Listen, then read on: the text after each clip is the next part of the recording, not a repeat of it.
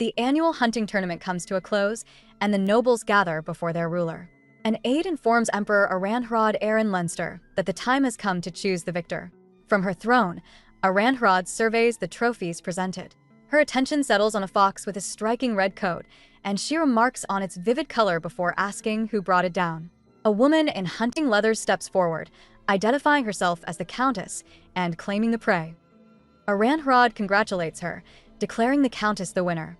But the woman politely objects, suggesting the honor should instead go to Grand Duke Rourke for his capture of a rare silver deer. Dismissing the suggestion, Aranhrod explains her judgment. She notes that the Marquis of Bairns boar was handled sloppily, its hide completely ruined. Even Grand Duke Rourke's deer, while impressive, was not a clean kill, as evidenced by the froth around its mouth. The Emperor's decision is firm. The prize goes to the hunter who showed true skill and respect. The Emperor's gaze is sharp as she explains her ruling. She notes that Grand Duke Rourke's deer was intentionally kept alive and toyed with for far too long. In stark contrast, the Countess's fox was flawless, taken down with a single, respectful blow. Aranhrod declares that while other game might be rarer, no hunter showed more skill or deserved the prize more than the Countess. Overwhelmed, the Countess stammers her thanks. Aranhrod then turns her attention to the slighted nobles, Rourke and the Marquis of Bairn, asking if her decision has wounded their pride. Rourke's reply is a picture of perfect loyalty. He claims no one could possibly object to a decision made by the Empire's glorious son, and they can only marvel at her wisdom. But his praise is hollow, and his red eyes betray a chilling coldness that Aranhrod does not miss. After announcing a grand celebratory banquet, she departs. Rourke watches her carriage disappear, his polite mask slipping to reveal his deep displeasure.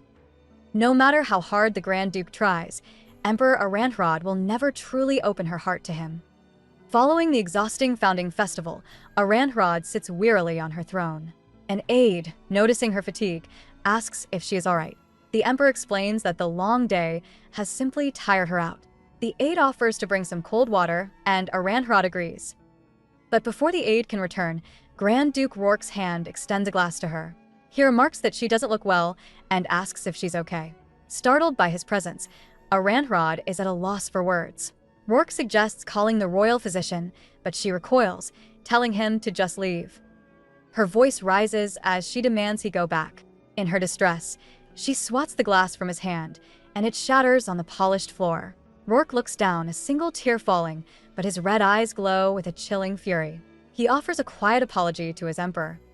With a sigh of defeat, Aranhrod admits she behaved rudely and asks for his forgiveness. Rourke accepts, dabbing her hand gently with a handkerchief, but the emperor quickly pulls away from his touch. Thankfully, Duke Silas arrives and offers to escort her out. As Aranhrod leaves with the Duke, Rourke's polite facade crumbles. A gossiping Marquis approaches him, asking what upset Her Majesty. Rourke calmly claims it was entirely his fault. The Marquis observes that despite Rourke's unwavering loyalty, the very reason Aranhrod is on the throne, she remains cold toward him. Rourke's eyes flash a dangerous red. He quietly reminds the Marquis to be careful when speaking of the Emperor, especially in a place with so many ears. He trusts the noble will take his concern to heart, leaving the man shaken. The Marquis can only think of one title for this man, the Emperor's dog. Later that night, Aranhrod sits alone, buried in paperwork as dark ink spills across her desk. A long shadow creeps into Aranhrod's office. Grand Duke Rourke casually announces he let himself in, claiming she was too absorbed to hear him knock. Startled, Aranhrod asks why he isn't at the banquet. Rourke locks the door behind him, replying that he couldn't enjoy himself while she was unwell. He adds that he was delayed because he had to deal with some troublesome people. Aranhrod looks exhausted and agrees she should rest, dismissing him. Rourke nods as if to leave, but in a blur of motion, he closes the distance. He traps her against the desk, sending papers flying everywhere. He promises not to worry her, he'll leave soon. But first, he needs to confirm that his emperor is truly well. His red eyes glow with chilling intensity as he takes her face in his hand. He performs his own unsettling inspection, a forceful gesture that leaves no doubt about who is really in control of the room. In an aggressive move, Rourke shoves Aranhrod backward. She lands hard on the floor, her work papers scattering around her. Looking up in shock, she barely manages to question what he's doing. Rourke just looms over her, his shadow swallowing her completely. He coldly observes that she seems to be prepared for this. Clenching his fist, he admits that he usually tries to be gentle with her, but today, he finds it very hard to hold back. He leans closer, warning that he might be a little rough because the day's events have put him in a foul mood. Aranhrod, still on the floor, confusedly asks what he means. His eyes flash a dangerous, glowing red. He reminds her of the hunting festival. He claims he worked hard to catch something impressive just to please her, then venomously asks if his prize wasn't to her liking. He's twisting the truth, punishing her for praising another's kill over his. Trapped and exhausted, Aranhrod can only turn her head away in defeat. Aranhrod, still on the cold floor, tries to explain herself, stammering that she never meant to belittle his catch from the hunt and apologizing if she offended him. Rourke's glowing red eyes narrow. He mocks her apology, calling her innocent. He cruelly admits that her desperate reactions to everything he says just make him want to torment her even more. His shadow falls over her, and the scene goes dark, leaving her completely at his mercy. Trapped in this nightmare, Aranhrod's mind escapes to a happier time. A single tear traces a path down her cheek as a memory surfaces. She's a young princess again, standing by a moonlit fountain. A kind young man is kneeling before her, gently introducing himself as Enoch. It's the memory of their first meeting, a stark and painful reminder of the man he used to be before becoming this cruel stranger who now controls her every move. The memory takes her back to a moonlit night by a fountain. A young man kneels before her, introducing himself as Enoch from Rourke. He comments on the late hour, asking if she's feeling unwell. A flustered Aranhrod denies it, stammering that she was just practicing her swordsmanship. Realizing she's the princess, she gets even more embarrassed and points her wooden sword at him. But this warm daydream dissolves into a cold, rainy nightmare. The memory violently shifts to the day of his execution. Enoch is kneeling on the wet ground, grievously injured and weak. A frantic Aranhrod clings to him, promising him that it's all right. Through tears, she vows to stay by his side until the very end and swears that she will protect him. Barely conscious from his ordeal, all the young man can do is whisper her title one last time, "Princess." And Aranhrod wakes with a jolt in her lavish, sunlit chambers. The warmth of her room is a stark contrast to the cold tragedy she just relived. She reaches out for the ghost of the man she once loved, but her hand meets only empty air. Later, she sits utterly alone on the vast, intimidating throne. As the emperor of the nation, she supposedly holds all the power, yet she has never felt more isolated in her gilded cage. A maid quietly enters Aranhrod's room. She was worried when the emperor didn't wake up, fearing she might be ill. She offers a light soup, but the emperor, looking exhausted, says she isn't hungry. The maid insists, explaining that Grand Duke Rourke was very concerned. He worried Aranhrod had overexerted herself and was insistent that she eat. This news startles the emperor. She tries to refuse again, but the maid clarifies the situation. This isn't a suggestion. It's an order from the Grand Duke. The fight leaves Aranhrod instantly. Her hand trembles as she picks up her spoon, muttering about Rourke's command. She stares into the soup and sees her own reflection, thinking how truly pathetic she has become. Later, she presides over a council meeting, surrounded by silent nobles.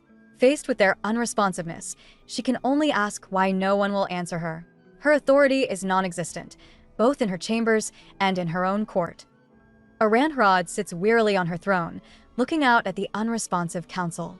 She wonders if this is what her rule has become, a place where she just talks to herself. Finally, an older nobleman addresses her.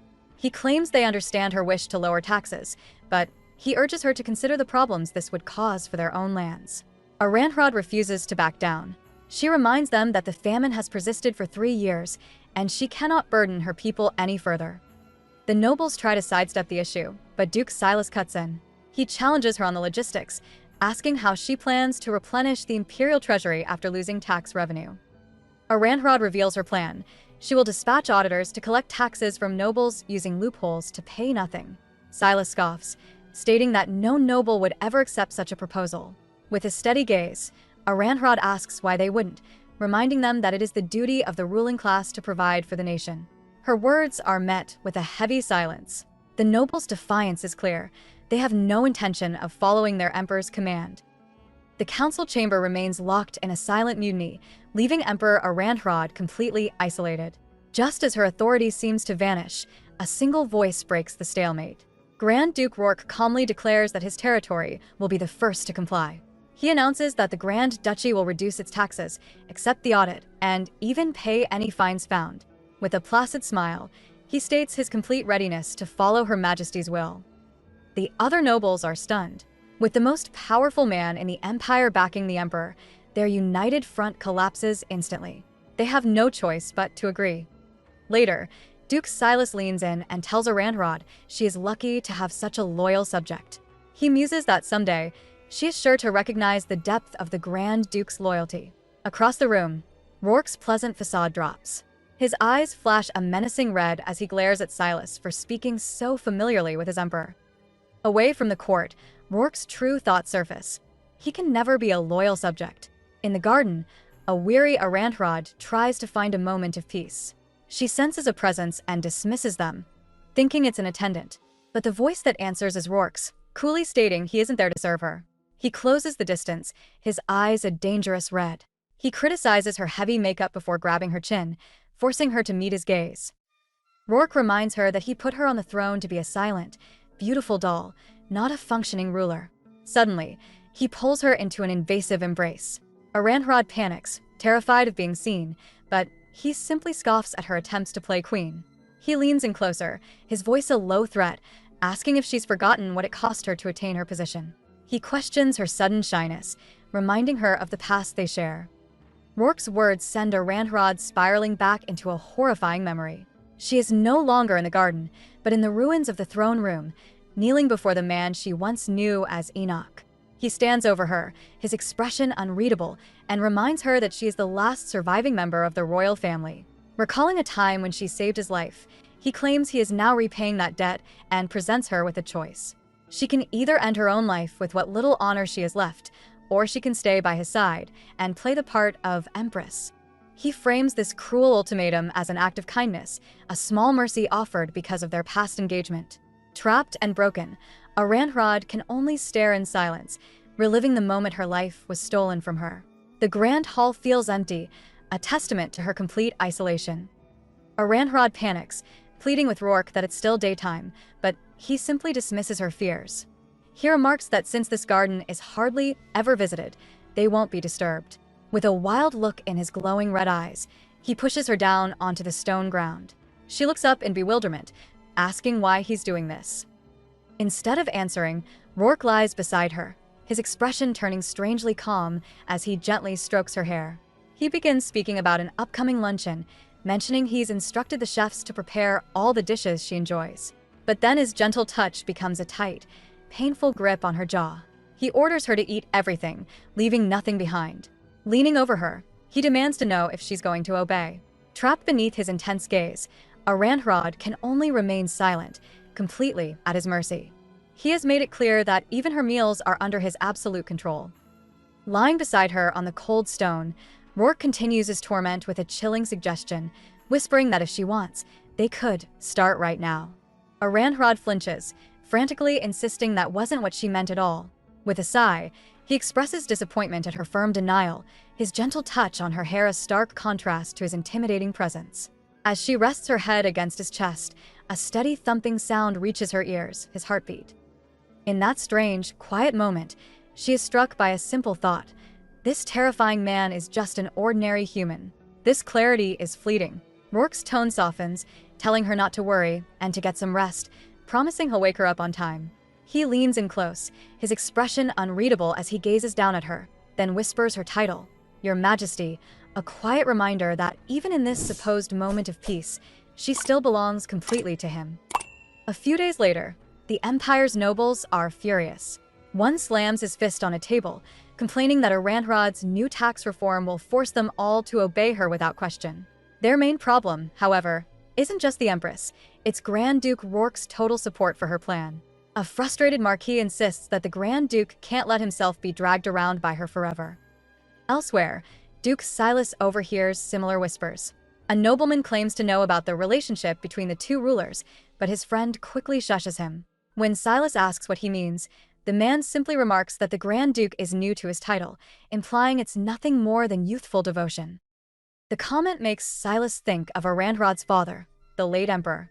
He remembered how the old king absolutely adored his daughter, the first princess born in 100 years. He cherished her so deeply that he personally reviewed potential husbands, wanting only for her to marry for love and live a happy, comfortable life. Duke Silas's mind drifts back to the past. He remembers the late emperor wanted his daughter to have a simple, comfortable life, but Aranhrad's mother urged her to marry for love. And she did. The princess brought home a fiancé she adored, Enoch, the former Grand Duke of Rourke. Silas recalls seeing them together at the palace when he was young, thinking they looked so genuinely happy.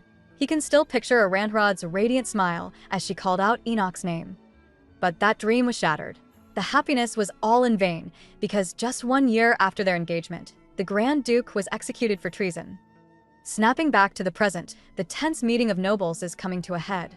One marquis slams his hand down, declaring it's time to put strong pressure on Her Majesty. He then turns to the silent Duke Silas, pointedly asking what he thinks they should do. All eyes in the room fix on him, waiting for an answer. With all eyes on him, Duke Silas listens as a marquis proposes a new plan. He should act as the mediator between the nobles and the empress. Surprised by the sudden responsibility, he nevertheless makes his way to the palace to speak with Aranhrad. He finds his path blocked by an aide, who apologetically informs him that an audience is impossible right now. He insists the matter is important, but the aide explains that the empress is in a private meeting with Grand Duke Rourke, and it's dragging on. The news leaves him speechless. Inside the royal chambers, Aranhrad's hand grips a document on her desk so tightly her knuckles turn white. Across from her, Grand Duke Rourke watches with a terrifying smirk, his eyes glowing a faint red. He leans forward, his voice dripping with false obedience as he declares that he will follow her will.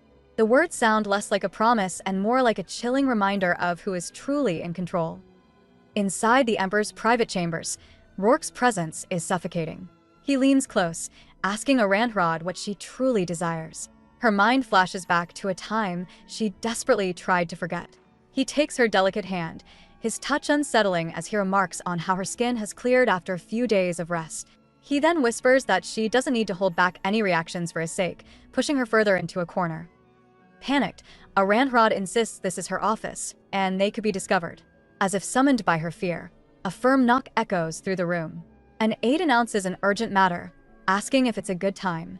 The Empress flinches, feeling completely exposed.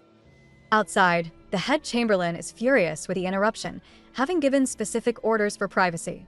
But the junior aide explains that Duke Silas's request for an audience was simply too urgent to deny, leaving no room for argument. From outside the chamber, Duke Silas's concerned voice calls out, asking if the Empress is unwell. Inside, Aranhrad freezes, but Rourke simply tightens his grip on her. He asks if she plans to grant the Duke an audience, his voice laced with menace. As Aranhrad tries to protest, he pulls her closer, claiming he needs to make her look presentable for her guest. He whispers that she shouldn't be seen looking so flustered. When Silas asks to come in, Rourke coolly answers for her, lying that she just spilled a teacup and there's no need to enter. With the immediate threat gone, he leans in and whispers a chilling suggestion for her not to hold back any sounds.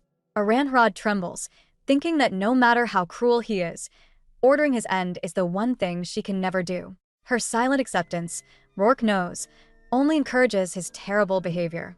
The door remains firmly shut, leaving her completely trapped. Aranhrad's mind drifts back to her days as a princess, sick in bed. A young Enoch enters her room, waking her. He heard she had a cold and came to see how she was feeling. Embarrassed, she tells him not to look at her, but he simply reassures her that she is always lovely. As he helps her sit, she asks if he came all the way from his estate just for her. He admits he was worried, and her mother gave him special permission to visit. The memory shifts to Enoch's formal meeting with the Empress Dowager. Aranhrad's mother explains that her daughter can be a bit immature, but she is their precious child, worth more than anything. She delivers a solemn warning, telling Enoch she will never forgive anyone who hurts her daughter's heart. Returning to Aranhrad's memory, a young Aranhrad looks at Enoch with innocent curiosity. She confesses that it feels strange to see him being so kind to her. The young Enoch admits he thought Aranhrad might be annoyed by him always chasing after her, but quickly insists that's not true. Lying in bed, Aranhrad looks at him, her heart full. She recalls her mother's words about her being a precious child before making a heartfelt confession. She likes him. With his kindness, she feels like she can accomplish anything. Taking his hand, she asks him to always stay by her side. But the sweet memory violently shatters into a nightmare. The past returns in a flash of red, revealing a chaotic battlefield. A voice explains the devastating truth. The great house of Rourke was abandoned by the Emperor and left powerless, like a toothless dog. An official document is thrown before a defeated figure. A cruel voice taunts him, asking if he finally understands why he's there. It's because the princess he once cared for had renounced her claim and sold him off completely.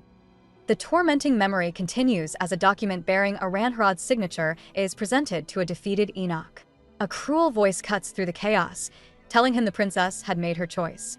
She apparently decided that marrying the old Marquis Maxwell was a far better option than saving a damned traitor like him. Enoch's eyes widen in absolute horror, blood trickling down his face from an unseen injury. He can't accept this reality, his denial's barely a whisper. The memory shatters like a broken mirror, revealing a cold, detached reflection of Aranhrad. She looks down upon his suffering, calling him foolish for believing in her.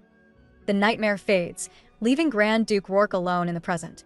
He stands in the dark, his fists clenched so tightly his knuckles are white. The fury from that decades-old betrayal still burns brightly in his glowing red eyes, a wound that has clearly never healed. Grand Duke Rourke's heavy breathing echoes in the dark room as he clenches his fist, the rage from his nightmares spilling into reality. He stands over Emperor Aranhrad, his crimson eyes fixed on her as she sits up in bed, looking disheveled and afraid. An aide gently suggests that perhaps she should refuse her audience for the day. Aranhrad's mind floods with panic. She thinks if the observant Duke Silas were to see her like this, he would completely misunderstand the situation. He would never guess the true nature of their twisted arrangement. The thought horrifies her. Rourke reaches out and forcefully grabs her dress. The sudden movement startles her, and she glares back, her expression a mix of shock and defiance. But Rourke simply looks down on her, his voice cold and menacing. He demands to know if she finds him laughable, ordering her to speak. His control is absolute, leaving her trapped and powerless in her own chambers. Grand Duke Rourke grabs the Emperor's dress, his voice laced with menace as he demands to know how much of a joke he is to her. Fed up with the torment, Aranhrad fires back with bitter defiance. She challenges him to lock her in an underground prison or sell her off to the most wretched man alive if he intends to continue mocking her. Her outburst has no effect. Rourke coldly claims he is simply her servant and that she has no need for pride. All she must do is ask for what she wants.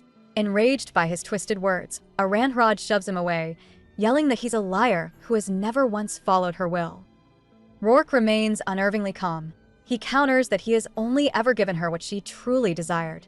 Before she can process his chilling statement, he closes the distance between them. In a swift, overpowering motion, he asserts his dominance once more, leaving her breathless and trapped in his suffocating grip. Grand Duke Rourke leans in close, his voice dangerously low as he tells Aranhrad not to fear him. He promises he would never cause her harm, no matter what cruelty she might inflict upon him in return. His words are a chilling reminder of a past vow, seemingly forged in violence.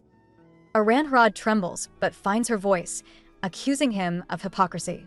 She states he doesn't even see her as his master, so his claims of loyalty are nothing but a lie. With a sudden, powerful move, Rourke overpowers her, trapping her beneath him. He coldly reminds Aranhrad that she was the one who chose to keep him by her side from the start. If she had truly wanted to preserve her pride, she never should have made that choice. A wave of despair washes over her as she realizes there are certain feelings she could never dare to show him. Before another word can be spoken, he closes the final gap. In one swift motion, he reasserts his dominance, leaving her breathless in a suffocating embrace that crushes all her defiance. As Duke Silas arrives for his audience, he's stopped in his tracks by the sight of Grand Duke Rourke. A fresh red mark is visible on Rourke's cheek.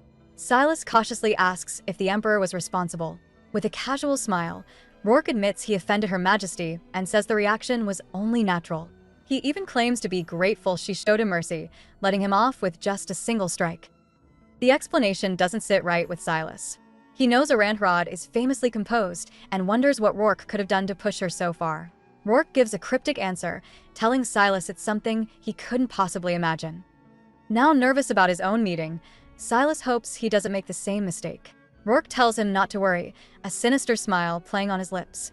As Silas departs, Rourke's red eyes gleam. He knows he's the only one in the world who can truly get under her skin. Duke Silas stands in silence, deeply unsettled by the Grand Duke's words. Rourke is the only one who can truly anger the Emperor, a fact that just doesn't add up. The Duke's mind wanders back to a dark chapter in the Empire's history. A flashback reveals a grim memory. Just 1 year after his engagement, the former Grand Duke of Rourke was executed for treason. Everything he had hoped for was lost. Back in the present, Rourke cuts through the tension, asking Silas what business he has with the Emperor.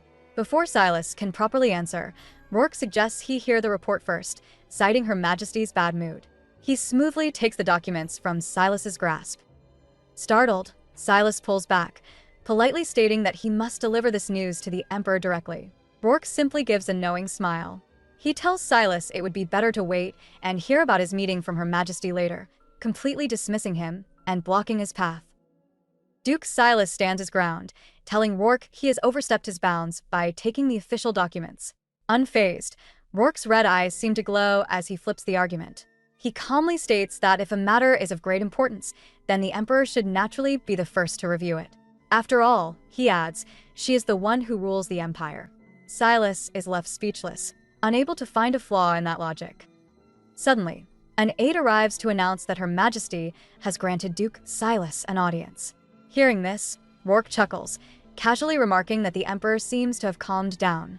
He smoothly takes his leave, leaving a deeply unsettled Silas behind.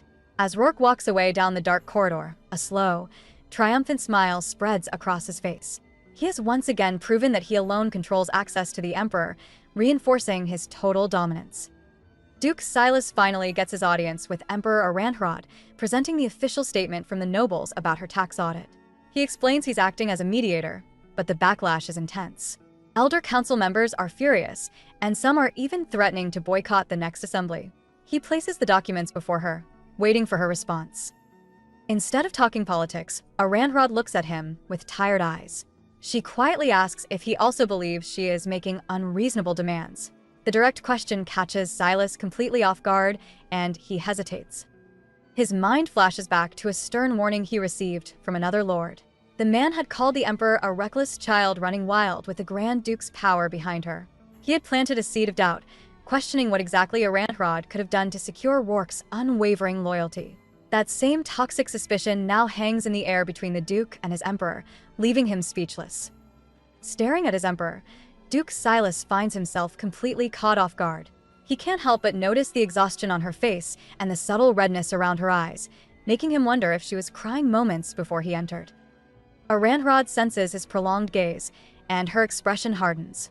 With a cold tone, she reminds him that looking directly at the ruler without permission is a grave crime. Startled by the sharp reminder, Silas immediately apologizes and looks away. Aranhrod dismisses his apology with a wave. She wasn't looking for etiquette lessons. Instead, she pins him down with a direct question, demanding his personal opinion on the new tax audit. The inquiry hangs in the air, putting him in an impossible position. The poisonous words of the other nobles echo in his mind, painting her as a reckless child. Torn between his duty, the rumors, and his growing concern, Silas is left utterly speechless. Duke Silas attempts to mediate, explaining that for many nobles, tax evasion is practically a custom. He notes this is why their opposition is so fierce, but adds that a compromise isn't impossible. Aranhrod remains silent, her expression unreadable.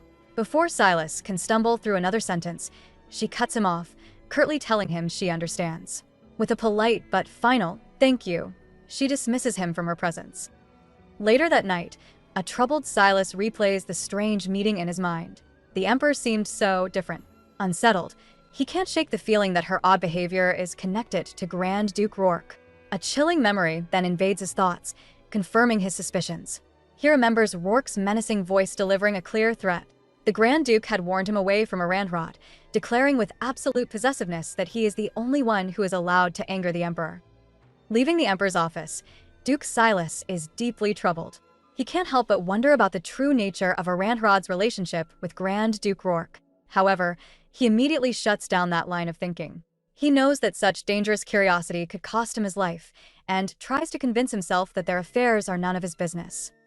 Still, the image from their meeting haunts him. He remembers her polite but frigid dismissal, the finality in her voice as she thanked him and turned back to her desk.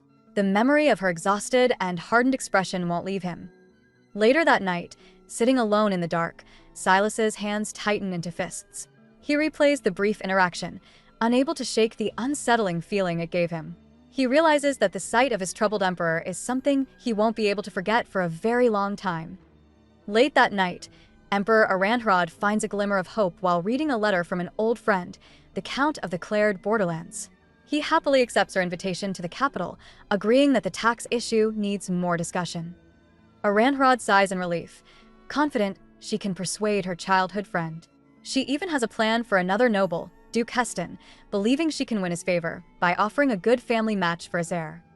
However, her optimism vanishes when she considers her main obstacle, the Marquis of Bern.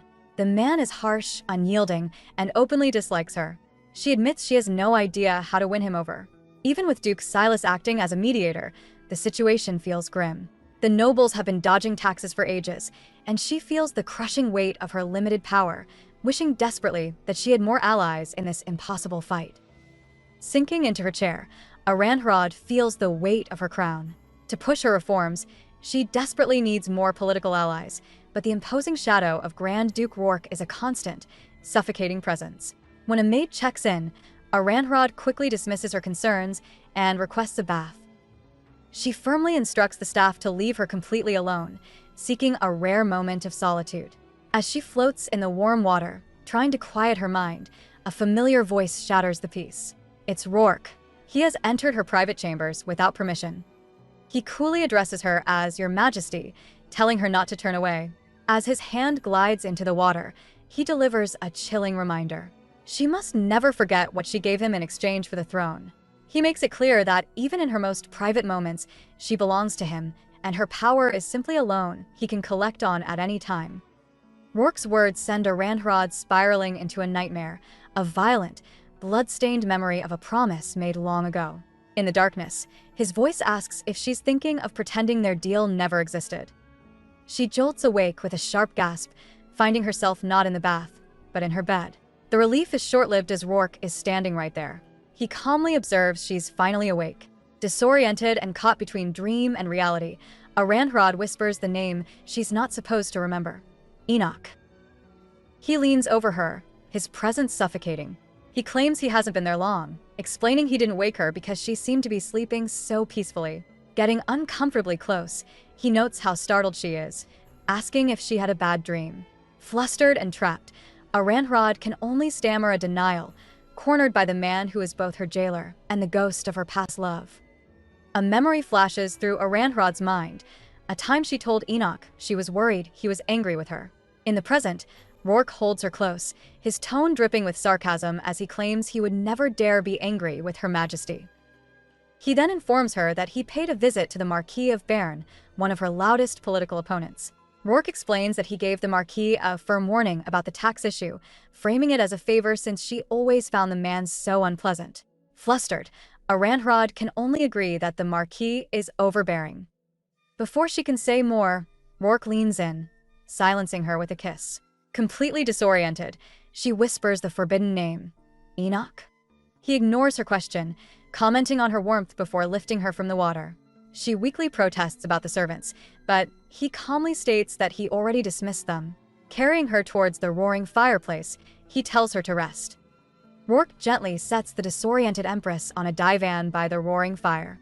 For a moment, a strange sense of nostalgia washes over Aranhrod. Sitting there in the quiet warmth feels just like the old days, before her world was turned upside down. Celebrating the first anniversary of Aranhrod's coronation, she sits on her throne, a picture of imperial grace, but with deep exhaustion in her eyes. A noble couple approaches to offer their congratulations, but she is clearly in no mood for pleasantries. She thanks them for attending and dismisses them to enjoy the party, her curtness causing them to retreat quickly. Rourke suddenly appears beside her, observing that the guests won't truly relax until she does. He reminds her that tradition dictates she must have the first dance to officially begin the festivities. Annoyed by the formal obligation, Aranhrod looks away, muttering that she finds the whole thing pointless. Rourke leans over the throne, questioning why Aranhrod finds the tradition pointless. He cruelly reminds her of the past, when she used to beg her father to let her attend banquets. Grasping her chin, he recalls how she would change dresses multiple times, always seeming to enjoy herself so much. A memory flashes through Aranhrad's mind, her younger, carefree self, dancing joyfully at a party. But the happy image twists into a dark, painful recollection. She knows that back then, everything was different. Now, she feels as though her whole court sees her as a puppet. Suddenly, a gentle voice cuts through her grim thoughts. The charming Duke Silas approaches, offering his apologies for interrupting. He smiles, politely noting that the Grand Duke is also present. As Aranhrad acknowledges him, Rourke glares at the unwelcome guest. He simply explains that he couldn't miss the first anniversary of her coronation. Duke Silas bows respectfully, offering his personal congratulations to the Empress. Looking weary, Aranhrad quietly offers her thanks. Just as Silas prepares to take his leave, she suddenly tells him to wait. She recalls his recent actions. During the difficult tax negotiations, Silas had stepped up to act as a mediator, a role he wasn't required to take. Although Rourke was the one who ultimately shut down the opposition, Silas's unexpected support stuck with her. Seeing an opportunity, Aranhrad makes a bold move. She explains to the Duke that the banquet cannot officially begin until she has her first dance. Then, with Grand Duke Rourke standing right beside her, she asks Silas to be her partner. The shocking request hangs in the air. Rourke is visibly stunned, his face twisting into a dark, menacing glare. He watches silently as Aranhrad openly defies him, choosing another man for the dance he believed was his by right. The entire court watches, stunned into silence by Aranhrad's bold move. She extends her hand to Duke Silas, directly asking for his response. For a moment, the young Duke hesitates, caught between the Empress's request and the Grand Duke's furious glare. With a charming smile, Silas makes his choice. He takes Aranhrad's hand gently, accepting her offer. As they turn to leave for the dance floor, she tells him not to worry, a quiet assurance between new allies. Left standing alone by the empty throne, Rourke's composure finally cracks. His eyes flash with a dangerous red light as he watches them walk away. He mutters to himself that he will step onto the floor just as she wished. It's not a statement of defeat, but a chilling promise. Aranhrad may have chosen her own partner, but Rourke makes it clear he has no intention of letting her lead the dance for long. As Aranhrad and Duke Silas take their positions on the dance floor, the entire court watches. The moment the music swells, the Emperor falters, her steps uncertain. Silas quickly steadies her, his grip firm but gentle. He asks if she is all right, assuring her that he'll hold her steady so she can move at her own pace. Visibly flustered, Aranhrad apologizes. She confesses it has been a very long time since she last danced like this. Silas smiles, noting she still seems a bit tense. Aranhrad admits it's embarrassing, but he's right. She adds that the popular dances seem to have changed and asks him to overlook any mistakes. He reassures her that the new styles aren't so different. With charming confidence, he offers to show her a few moves. Before she can ask how, he spins her into a swift, elegant turn. He explains that trying them is the most effective way to learn. Caught by surprise, Aranhrad gasps that he's moving too fast. As Duke Silas dips her gracefully, he asks with a charming smile if this isn't more fun. For a brief moment, swept up in the motion, Aranhrad thinks it might be. The feeling of freedom is a welcome, if fleeting, escape. But her small moment of joy shatters instantly. Across the ballroom, she spots Grand Duke Rourke watching her, his presence casting a dark shadow over the celebration. All the warmth drains from her face as she freezes mid-dance, her eyes wide with a familiar terror. Silas calls out to her, confused by her stillness. But Aranhrad can't hear him. Rourke's voice echoes in her mind, a cruel whisper from the past asking if she has forgotten her sin. A painful memory surfaces, a vision of her younger, tear-stricken self, trapped in a moment of despair. The dance is over, and her gilded cage feels smaller than ever. The memory sends Aranhrad spiraling back several years, to a grand ball in the Leinster Empire. A younger, beaming princess Aranhrad rushes toward her father, the Emperor. He gently warns her to be careful, but she's just too happy to slow down. She thanks her parents for hosting the event, and her father tenderly promises that this will be the happiest day of her life. Just then, a young man is announced. Aranhrad's face lights up as she sees him and calls out his name, Enoch. Looking every bit the noble lord, Enoch bows respectfully before the royal couple. The emperor thanks him for attending and asks him to please look after his daughter. With the emperor's blessing, Enoch turns to the princess. The younger Aranhrod looks at her fiancé with pure adoration, completely unaware of the dark future waiting for them. It was a perfect moment, a painful reminder of everything she had lost. In the memory, a younger princess Aranhrod and her fiancé, Enoch, share the first dance of the banquet. Completely lost in the moment, she leans in close to tell him a secret about her sparkling dress. It was filled with countless tiny jewels, sewn in just so she could look beautiful for him. Enoch asked if she should be sharing such things, but Aranhrod laughed, saying of course she could. As they continued to dance, her voice full of hope for their future, the grand doors burst open. The royal guards stormed in, their armor clattering loudly on the marble floor. Their captain drew his sword, pointing it directly at Enoch. Before the shocked court, he declared that Enoch was under arrest for the crime of treason. The music stopped, replaced by the horrified gasps of the nobles as the perfect night turned into an absolute nightmare. The happy memory was over, ushering in the beginning of her long suffering. The emperor was outraged, declaring the charge of treason to be utter nonsense and a frame-up.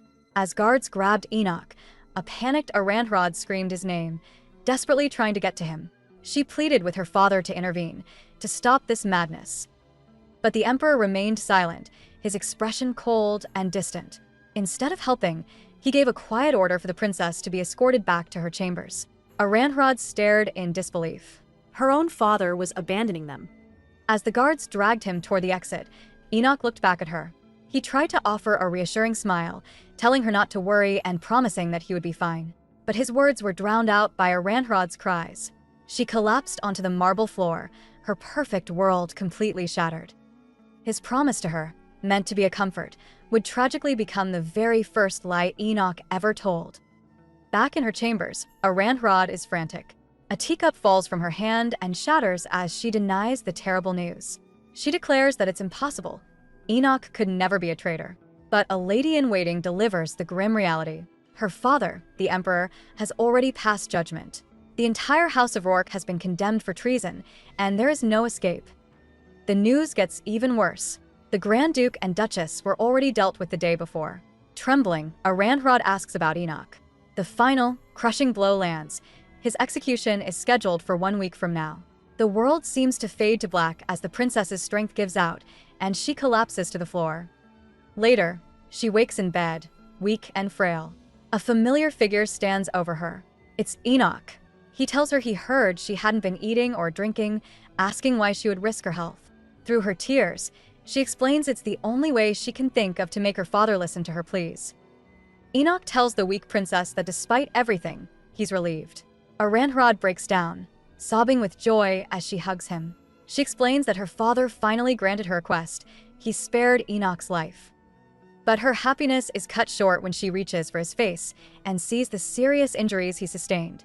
His eyes are hollow and red. He explains the emperor's cruel punishment. He's been stripped of his title and is now a commoner, but he was granted mercy because of her. Overcome with guilt, Aranhrod falls to her knees. She apologizes for failing to protect him and his family. She clutches onto him, making a desperate vow that from now on, she will always be by his side, protecting him no matter what happens. As she makes this solemn promise, the rain pours outside.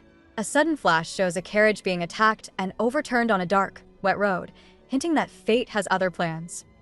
The promise to protect Enoch is immediately broken by a cruel twist of fate. During a violent storm, a carriage is utterly destroyed in a terrible landslide. Soon after, whispers fill a somber hall. The news is grim. The empress perished in the accident. Making matters worse, the emperor sustained a severe head injury, leaving him incapacitated. All eyes turn to the young Princess Aranhrod, who stands alone in her grief. One noble remarks how overwhelming the shock must be for someone so young. A man then approaches, identifying himself as her older brother. He embraces her, promising that he and Dylan will take care of her in their father's place. Dazed, Aranhrod can only repeat his words, "Older brothers."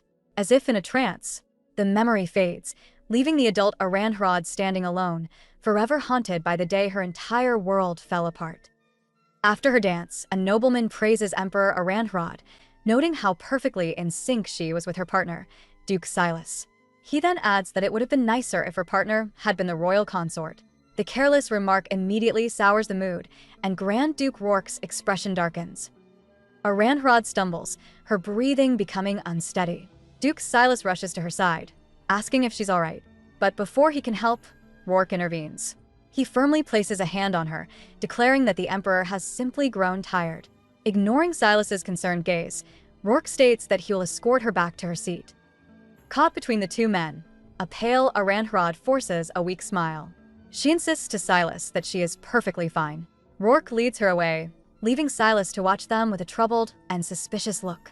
As Aranhrod slumps into her chair, the weight of the evening and her gilded cage becomes all too clear. A nobleman puts Emperor Aranhrod on the spot, questioning why she remains without a consort after 20 years on the throne. Looking pained, Aranhrod firmly states she has no intention of marrying. But the noble presses on, arguing that securing a reliable heir is her most critical duty to the empire. He insists the issue of succession cannot simply be ignored, and others in the court murmur in agreement, cornering their ruler. Standing silently behind her throne, Grand Duke Rourke finally intervenes. He asks the nobleman if he truly fails to grasp the situation. With a menacing smile, Rourke reminds the entire court that the Emperor is, after all, a woman. Then he delivers the final, devastating blow. He declares that even without an official royal consort, Her Majesty is fully capable of producing an heir. The thinly veiled threat echoes through the hall, leaving Aranhrod absolutely shattered.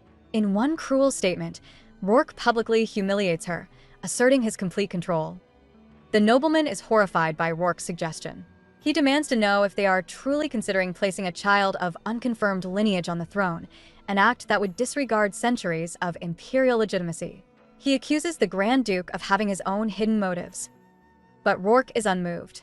He calmly states that compared to a child born from the Empress herself, no heir could be more legitimate. The father's status, he insists, is unimportant.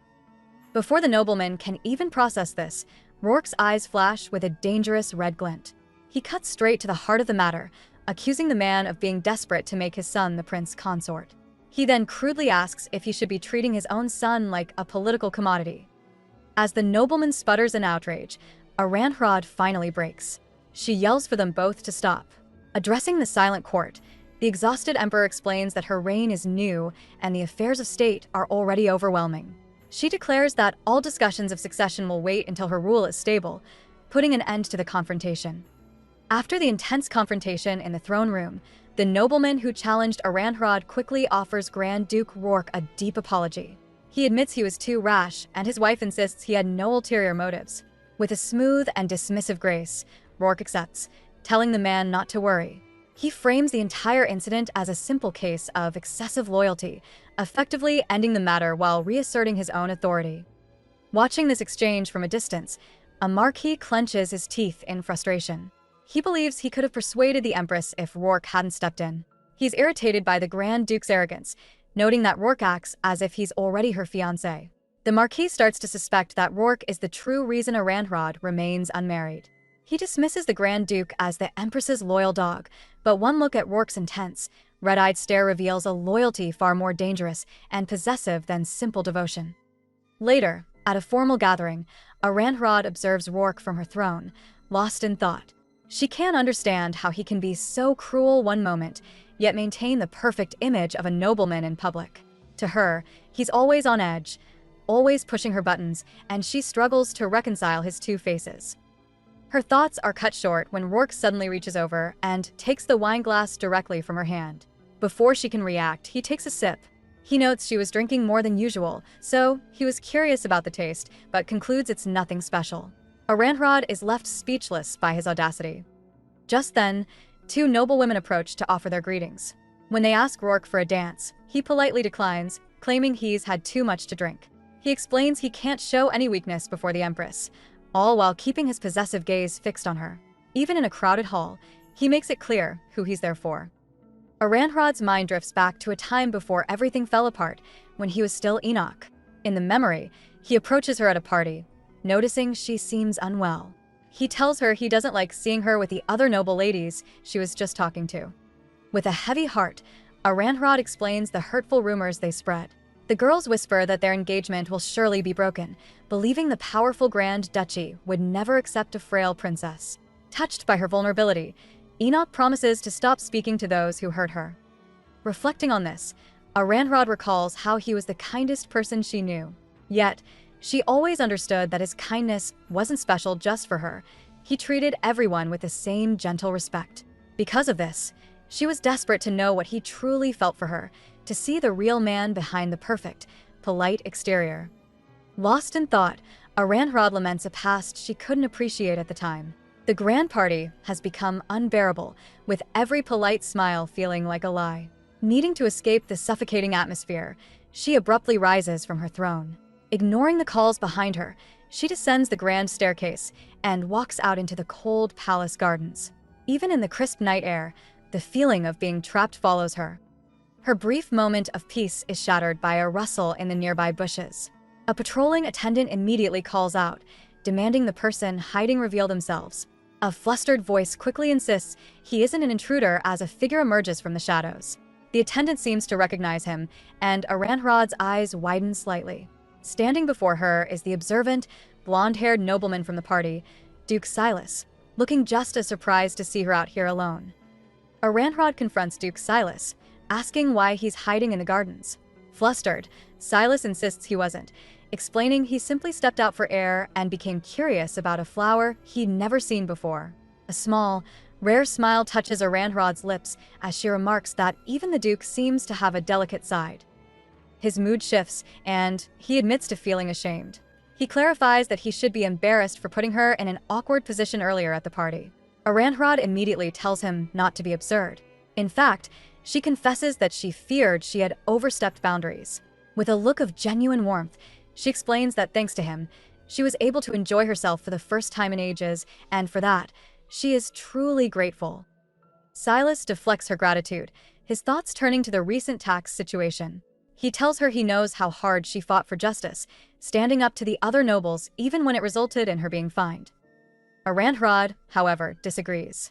She says it's not something worth thanking her for, reminding him that in the end, it was both him and Grand Duke Rourke who truly forced the Marquis to back down. Looking at him with sincere appreciation, she confesses that without his initial support, she never would have found the courage to oppose them at all. Her gaze becomes distant as she admits to sometimes wondering about his true thoughts. It seems to her that he deliberately chooses the more difficult path. Silas asks who would ever do such a thing. With a heavy sigh, Aranrod explains that for her, there are no easy options. Even refusing to make a choice is a decision in itself. Duke Silas counters that choosing a difficult path isn't necessarily a good one. Aranrod, however, is resolute. She explains that she can't just ignore the needs of her people to appease the nobles. If she doesn't intervene, she knows the greedy aristocrats will bleed the common folk dry without any restraint. Just because she may be an incompetent empress, she insists, doesn't mean she has forgotten her duty. Realizing she spoke too openly, she tells Silas to forget it. But he looks at her with genuine admiration. He tells her that if she hadn't taken the throne, he believes she would have made a fine revolutionary. Aranrod lets out a small laugh, finding the idea of being both an empress and a revolutionary ridiculous. Besides, she adds, a revolution led by someone like her would have been doomed. With a sad expression, Silas agrees. Then, in one swift motion, he grabs her arm, pulling her off balance and catching her in a dramatic dip, their faces suddenly close. Still holding her in a dip, Duke Silas clarifies his statement. He doesn't think she's incompetent at all. In his eyes, even if she had failed as a revolutionary, her efforts would have inspired countless others to find their own courage and carry on the fight. His words strike a nerve, and Aranrod wistfully agrees. She thinks she would have been better off in that role, because at least then her failure could have become the foundation for someone else's success. Puzzled by her grim outlook, Silas reminds her that she has the great Grand Duke Rourke at her side. He argues that with Rourke's unwavering loyalty, there's nothing she can't accomplish. Aranrod's expression turns cold. She states firmly that his authority is not her own. Sensing he's crossed a line, Silas cautiously asks if the Grand Duke unsettles her. The question shatters the fragile peace between them. Realizing his mistake, Silas quickly retracts it. Aranrod simply thanks him for the conversation and walks away, leaving him alone in the gardens under the night sky. Aranrod tells her attendants to head back without her, deciding she needs more time alone. Strolling through the quiet gardens, she tries to clear her head, but the tranquility is broken by a commotion in the bushes. To her and her age shock, they stumble upon a couple in a passionate embrace, completely lost in their own world. Aranhrod looks on, disgusted by their shameless behavior in the royal garden. Suddenly, a hand violently grabs her face, forcing her to look up. A familiar, cold voice cuts through the night, asking if she has any shame for intruding in their private garden. It's Rourke. He stands over her, his presence suffocating. Before she can react, he leans in close, his voice a low whisper against her ear. He tells her he's been looking all over for her. In this garden, just like in the palace, there is nowhere she can hide from him. As Aranhrod walks through the quiet palace gardens, a rustling in the bushes startles her. Before she can investigate, a gloved hand suddenly covers her mouth. From the shadows emerges Grand Duke Rourke.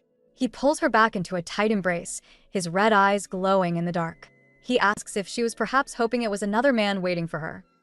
Aranhrod calls his insinuation ridiculous, but he ignores her protest. Grabbing her chin, Rourke forces her to meet his gaze. He cruelly suggests she came out here looking for a secret encounter, just like the shameless couple she stumbled upon earlier. Panicked, the Empress insists she only wanted to take a walk to clear her head. Rourke repeats her excuse, his voice laced with disbelief.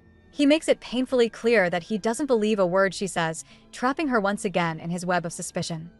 A memory flashes through Rourke's mind, Aranhrod in the garden with the blonde-haired Duke Silas.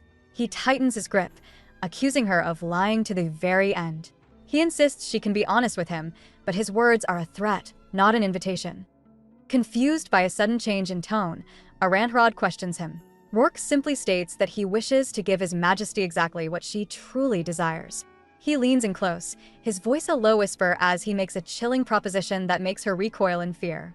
She tries to protest, but it's too late. Suddenly, a vivid memory overwhelms him, a vision of a younger, innocent Aranhrod confessing her love for him. The emotional weight of the past slams into the present.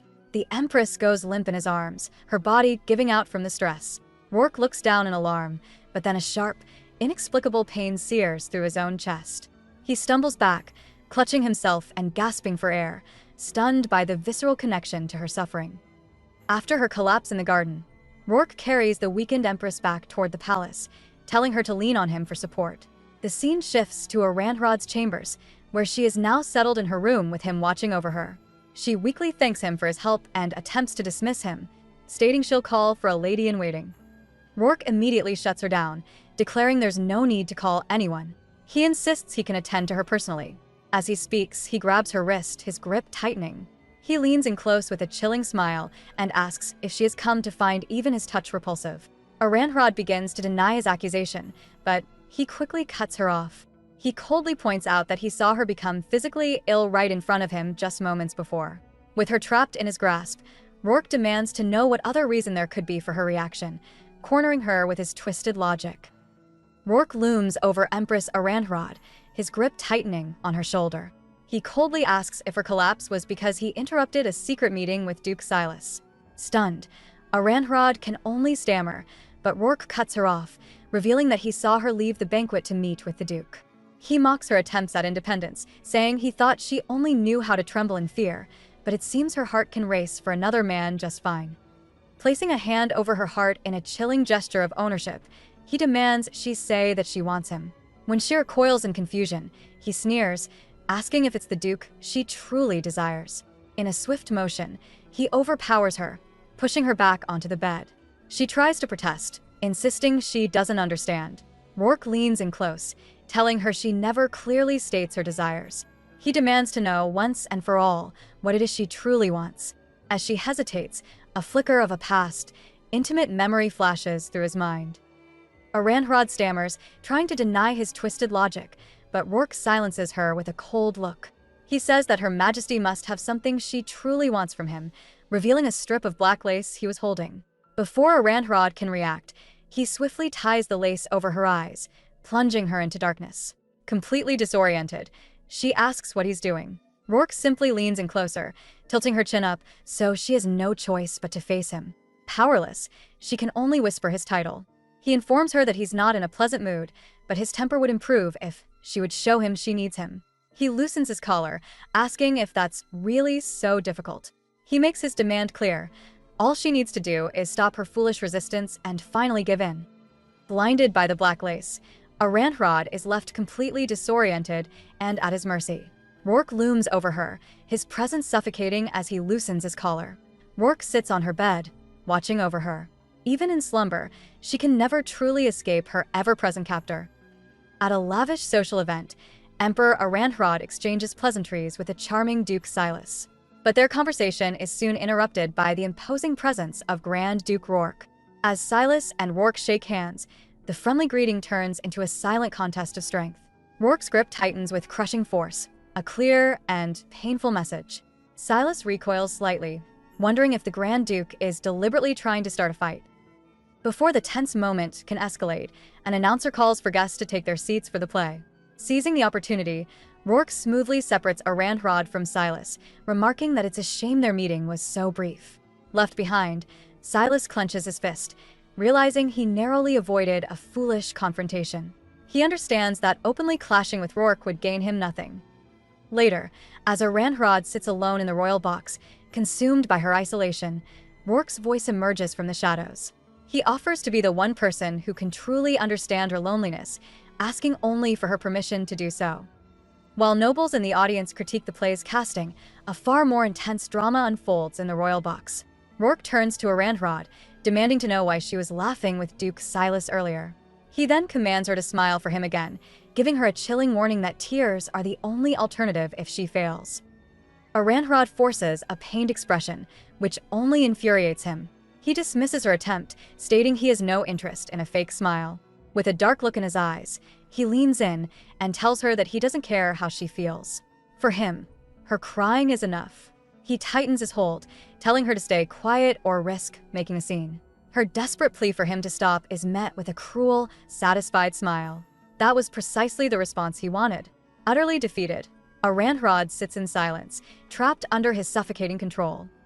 In the dim light of the royal box, Rourke observes Aranhrod's silent tears. He once thought seeing her cry would bring him satisfaction.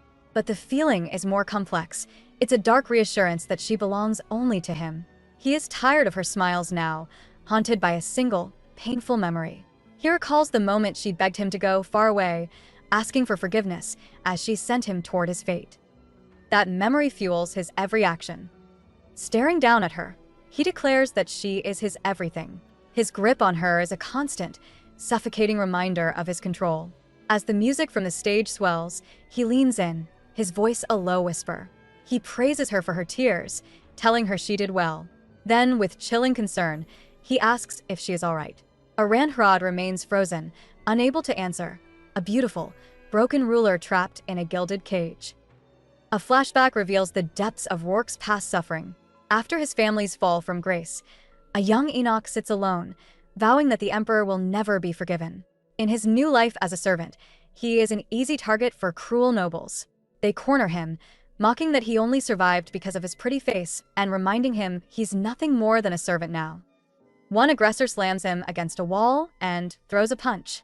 Amid the assault, Enoch makes a single, strange request. They can hit him anywhere, but they must not touch his face. The bully asks why he's protecting his only asset.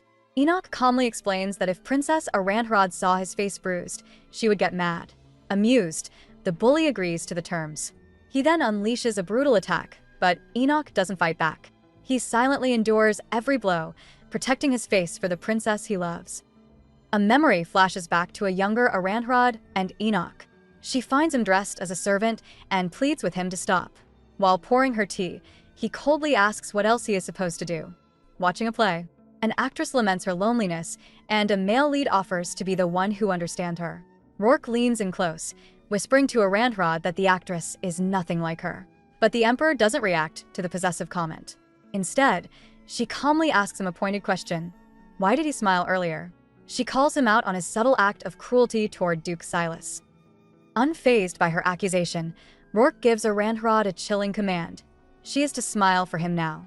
He warns that if she doesn't, she might end up crying instead.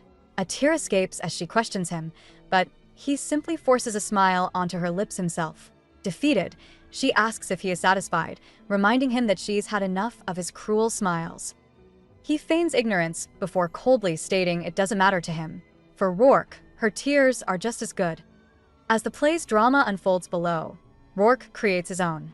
He pulls the Emperor into a forceful and inescapable embrace, leaving her gasping for air. He gets dangerously close, whispering a quiet warning. If she makes a sound, her voice will be the loudest in the theater.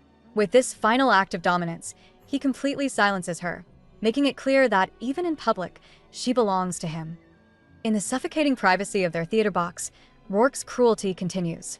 He mocks Aranhrad's distress, coldly remarking that if she shows any pleasure, it can't be considered a punishment. He then delivers a single, humiliating command. She is to kneel. The order shatters what little composure Aranhrad has left. As she hesitates, Rourke twists the knife, telling her he's sure she'll do well since she's done it before. With her authority as Emperor rendered meaningless, Aranhrad sinks to the floor. Rourke stands over her, forcing her into a position of absolute submission and making his intentions terrifyingly clear. He leans down and whispers a final, chilling set of instructions, leaving no doubt about his complete control over the situation. In this moment of degradation, he reaffirms his ownership, proving that her body and will are his to command. Rourke stands over the kneeling Emperor, a look of cold satisfaction crossing his face. He offers quiet approval, telling her to continue just like that. For Aranhrad, this is the final, soul-crushing humiliation. Tears stream down her cheeks as she is forced to follow his silent, demeaning command. While her spirit screams in protest, her body has no choice but to obey the man who holds all the power. She finally pulls away, choking and gasping for air, the ordeal leaving her completely undone.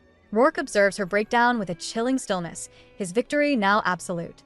He addresses the disheveled ruler with a mocking "Your Majesty," twisting her title into an insult. In his mind, this twisted display confirms his total ownership. She is his everything. As she trembles on the floor, he offers his final, cutting praise, telling her she performed perfectly. In this gilded cage, she is no longer an emperor, but his broken prize. The demeaning ordeal leaves Aranhrad trembling and completely spent. As she struggles to pull herself together, Rourke grabs her face, forcing her to meet his gaze. With cruel, false concern, he asks if she's okay. Aranhrad can only stare back, her expression hollow and her face stained with tears. Her mind desperately tries to rationalize the horror, telling herself this was enough for one day, that it wasn't so bad. The place was just inconvenient, but it was bearable. On the brightly lit stage below, a performer sings her heart out, tears of joyous passion streaming down her face. But in the suffocating shadows of the box, Aranhrad's tears are silent and bitter. She is trapped in her own private tragedy, forced to endure the cruelty of the man who controls her every move. The stark contrast only highlights how utterly broken and alone she truly is in her gilded cage. As Rourke observes the aftermath, he admits to himself that seeing Aranhrad cry brings him a dark feeling of satisfaction. Her tears serve as a twisted confirmation that she truly belongs to him. He remembers a time when she used to smile, but that memory has grown tiresome. Now, he doesn't care if she's happy at all. His fist clenches tightly as a more painful vision surfaces, a younger Aranhrad desperately telling him he must go far away. She begged him to forgive her, saying she had no choice but to send him off. But her pleas are meaningless to him now. Looking back on that moment, he comes to a cold, hard conclusion. The Empress can never be forgiven for what she did. The memory shifts to a younger Enoch, alone in a bleak room, processing her decision. A chilling, determined expression settles on his face, sealing the path of his revenge. A flashback reveals the source of his bitterness. Back when he was just Enoch, he was a target for other young nobles. They relentlessly mocked him, claiming he survived on nothing but his looks. One particularly nasty rival cornered him, sneering that a pretty face wasn't enough to get by. The harassment quickly turned physical. The bully shoved Enoch hard against a wall, telling him he was nothing more than a servant now. He grabbed Enoch's chin, gloating that at least he wasn't a commoner, which made him superior. Through it all, Enoch remained passive until he made one strange request. He told them to hit him anywhere they wanted, but to leave his face untouched. The bully laughed, asking if he was protecting his investment. With his eyes glowing red, Enoch confirmed it. He warned them that if Princess Aranhrad were to see him hurt, she would get very angry. His connection to her was his only shield. The bully, looking over his shoulder, claims he saw nothing, but Enoch coldly confirms it was all him. Accepting his fate, Enoch simply says, "Fine." The group descends on him, delivering a punishing series of blows. He refuses to fight back, passively absorbing the hits with just one rule: his face is off limits. As he's on the ground, his hand tightens around a small, precious token. Later, Enoch is seen pouring tea for a young Aranrod. She gently tells him he shouldn't be doing such things.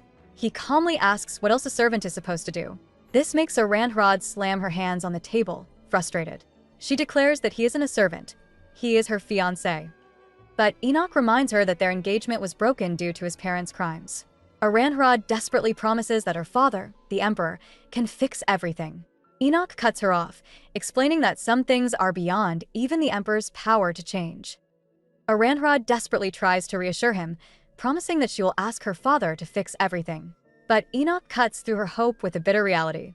He explains that the Emperor cannot reinstate the son of a traitor. He warns her that if she pushes the issue too far, her father is more likely to turn him into a slave, and coldly asks if that's what she really wants.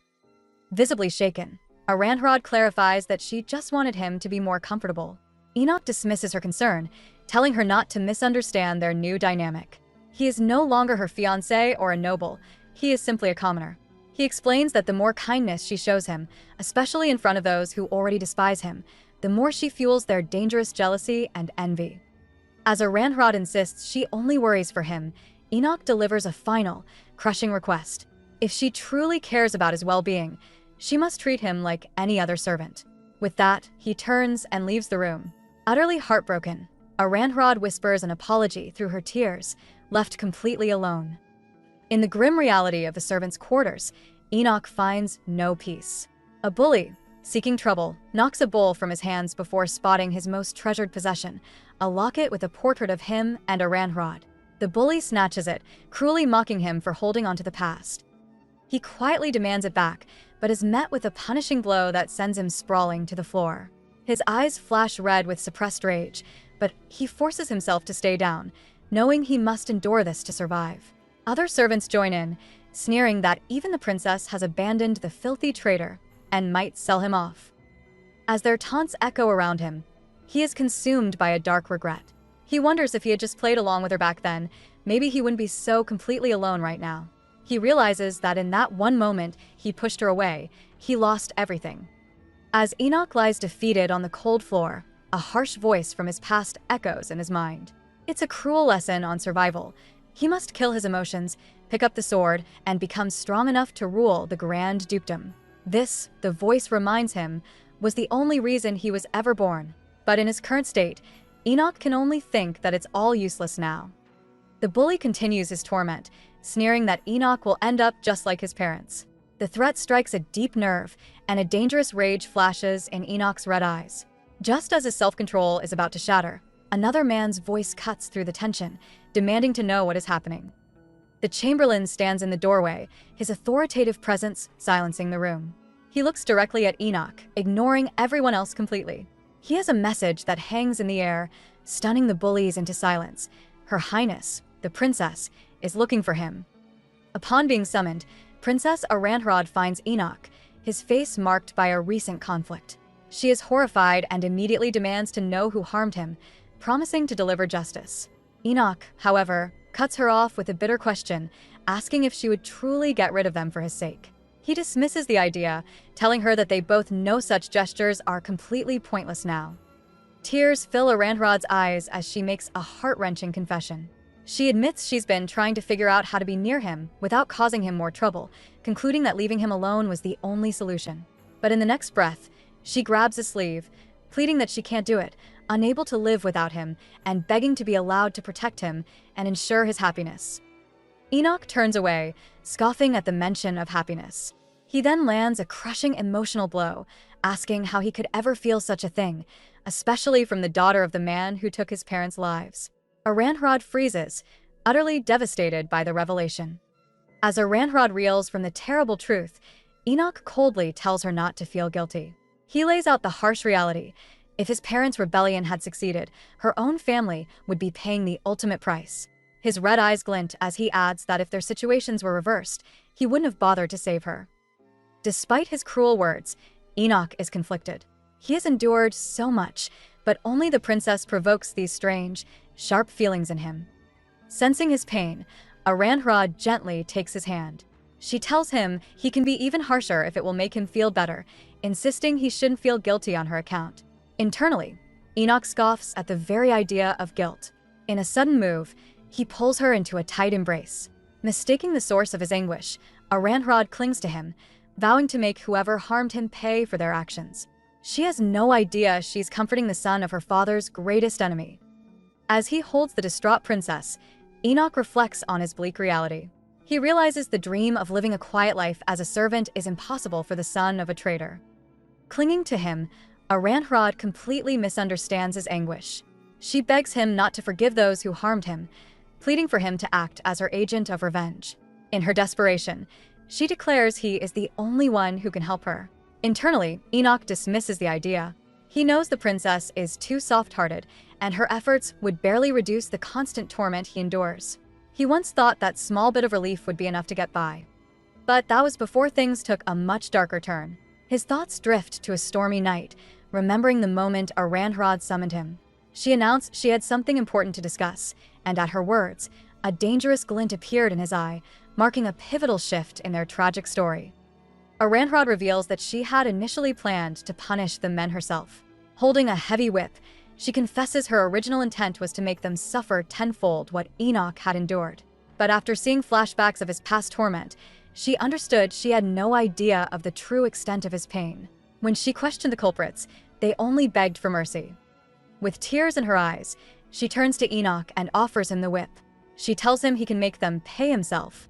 If he is unable to, she suggests having her guards carry out the sentence instead. At her words, Enoch's eyes flash a dangerous red. A dark, internal voice reminds him that to survive, he must kill all emotion. Taking his hand, Aranhrod places it firmly over hers on the whip. She promises to take full responsibility for whatever he chooses to do. She then steps out of the room, leaving him alone with his tormentors and the heavy choice of revenge. A flashback reveals the casual cruelty Enoch once faced. His young tormentor smirks, explaining that a victim who can't fight back is simply more fun. Back in the present, this same man screams a final, desperate threat, but he's cut short. The heavy whip moves with purpose, and in the ensuing chaos, a precious locket bearing a photo of Enoch and Aranhrod falls to the ground, its glass shattering. When the grim task is over, Enoch kneels in the rain, his tormentors left motionless around him. He whispers that it hurts as Aranhrod rushes to his side. She gently touches his face, asking if he feels better now. Tears stream from his haunted red eyes as he explains he had to endure it. For him, this was a necessary act of survival. Aranhrod pulls him into a tight embrace, promising to take full responsibility for what he's done. She vows to stay by his side until the very end, further binding her fate to his. As rain pours down, Aranhrod pulls the trembling Enoch into a firm embrace. Looking at the man she once knew, now broken by his past, she makes a solemn promise to protect him. All he can do is whisper her former title, Princess, his voice weak with pain. His mind flashes back to a cold, dark room from his childhood. He sees the disappointed faces of his mother and father looming over him. As a boy, he had desperately begged them not to go, promising he would try harder, but their judgment was absolute. This memory is now replaced by Aranhrod's gentle voice. He recalls her telling him it was okay, vowing to stay by his side until the very end. She had given him full permission to do what was necessary, accepting any guilt herself. By shouldering the weight of his revenge, she has bound her fate completely to his. Enoch wakes with a gasp, the rain outside matching the turmoil in his mind. He clutches his head, wondering why that specific dream is haunting him now. A voice cuts through his confusion as Aranhrod asks if he's awake. Her presence triggers a powerful memory from their youth. In the flashback, a young princess Aranhrod finds Enoch in her room late at night. He quietly explains he came because he heard she was in pain. Concerned, she asks if his usual tormentors were bothering him again. He assures her no one picks fights with him anymore, though his inner thoughts tell a different story. He knows his safety is temporary, entirely dependent on her favor. He sees himself as nothing more than a toy the Emperor gave the princess, one that could be discarded the moment he became a problem. Unaware of his dark thoughts, the young princess simply says she brought him food, admitting she heard him crying. The young princess asks Enoch if he was sniffling, but he denies it, trying to hide his distress. He tells her she shouldn't feel burdened, admitting he's shown her a side of himself he doesn't usually reveal. Though she suggests he can go, he realizes words alone won't send her away. He gives in and quickly finishes the food and medicine she brought. Noticing his empty plate, Aranhrod offers him a sweet, telling him to open his mouth. The gesture reminds him of how she used to watch over him. Flustered, he insists this is no way to treat a grown man and asks her never to do it again. She innocently asks why, wondering if he's just worried about someone seeing them together. She assures him she came secretly and won't tell anyone. But that's not his concern. He leans in closer, asking what would happen if he were to do something to her. He warns her to be careful, explaining that there are far too many men desperate to get close to a princess of her age. Flustered by his intense warning, the young princess promises to be careful. Enoch leans in closer, his voice low, admitting that he wouldn't mind if she were the one trying to get his attention. Just as quickly, he pulls back, deciding that's enough for the night. He stands and offers to escort her back to the palace, concerned about the late hour. Aranhrod, however, brightly refuses. She proudly declares that she knows all the secret shortcuts where nobody ever goes. Enoch watches her, a complex look on his face, as his red eyes seem to darken for a moment. She leads him to a hidden path behind a curtain of ivy, tells him she'll be fine from there, and slips away into the night. He's left alone in the darkness, watching her go and wondering when she learned to navigate the castle's secrets all by herself. Aranhrod stops, telling Enoch she can continue on her own from here. He dismisses her thanks, asking if she's certain she wants him to come along. He warns that the path is dangerously narrow, but she firmly tells him not to make her repeat herself and starts to lead the way. They slip into a dark, forgotten passage between the castle walls. Enoch is baffled, wondering how she even found this place. She explains she discovered it on a walk, figuring it was an old route used by servants. Watching how expertly she moves, he realizes this isn't her first time sneaking out. He asks if she's scared, offering her a chance to turn back. His red eyes show his deep concern. But Aranhrod's resolve is unwavering. She declares that they've come too far to retreat now. As they walk through the hidden corridor, Enoch quietly admits to himself that he never pictured he'd be sharing a secret like this with her. Aranhrod proudly explains this is her secret passageway, a place only she has known for a long time. Enoch grabs her, his expression turning serious. He tells her to be quiet, warning that even small sounds travel far at night and they can't risk getting caught. Flustered by their sudden closeness, Aranhrod can only whisper an apology. They finally emerge from the passage, safe outside the palace walls. She thanks him, but he's staring up in disbelief. He asks if she's actually planning on climbing that high. Aranhrod just smiles, confidently assuring him that she's good at this sort of thing. Exhausted by her endless surprises, Enoch can only sigh, thinking he doesn't have the energy to be annoyed anymore. He watches her, musing that it's hard to believe someone like her came from the conniving emperor and empress. Without warning, she grabs his shirt, telling him to hold still. Before he can react, she uses his shoulder as a launch pad to hoist herself up onto the ledge, leaving him stunned below. Enoch tells Aranhrod to start climbing, promising to hold her steady. But his assurance does little to calm her nerves, and she panics, warning him that they're going to fall. He tells her to hold on, but her frantic movements make them lose their balance. The two come crashing down to the ground below. She lands directly on top of him and immediately apologizes. Dazed from the impact, Enoch simply stares up at the sky and mutters something about a star. Confused, Aranhrod asks if he's okay. He quickly sits up, brushing off her concern, asking if she's been hurt. She reassures him that she's fine, relieved the fall wasn't too serious. Clearly annoyed, Enoch tells her that if she understands the trouble she causes, she should stop visiting him at night. But Aranhrod just smiles, cheekily asking if that means it's okay for her to visit during the day. Her playful question leaves him utterly speechless. Flustered, Enoch insists that a daytime visit is not what he meant at all.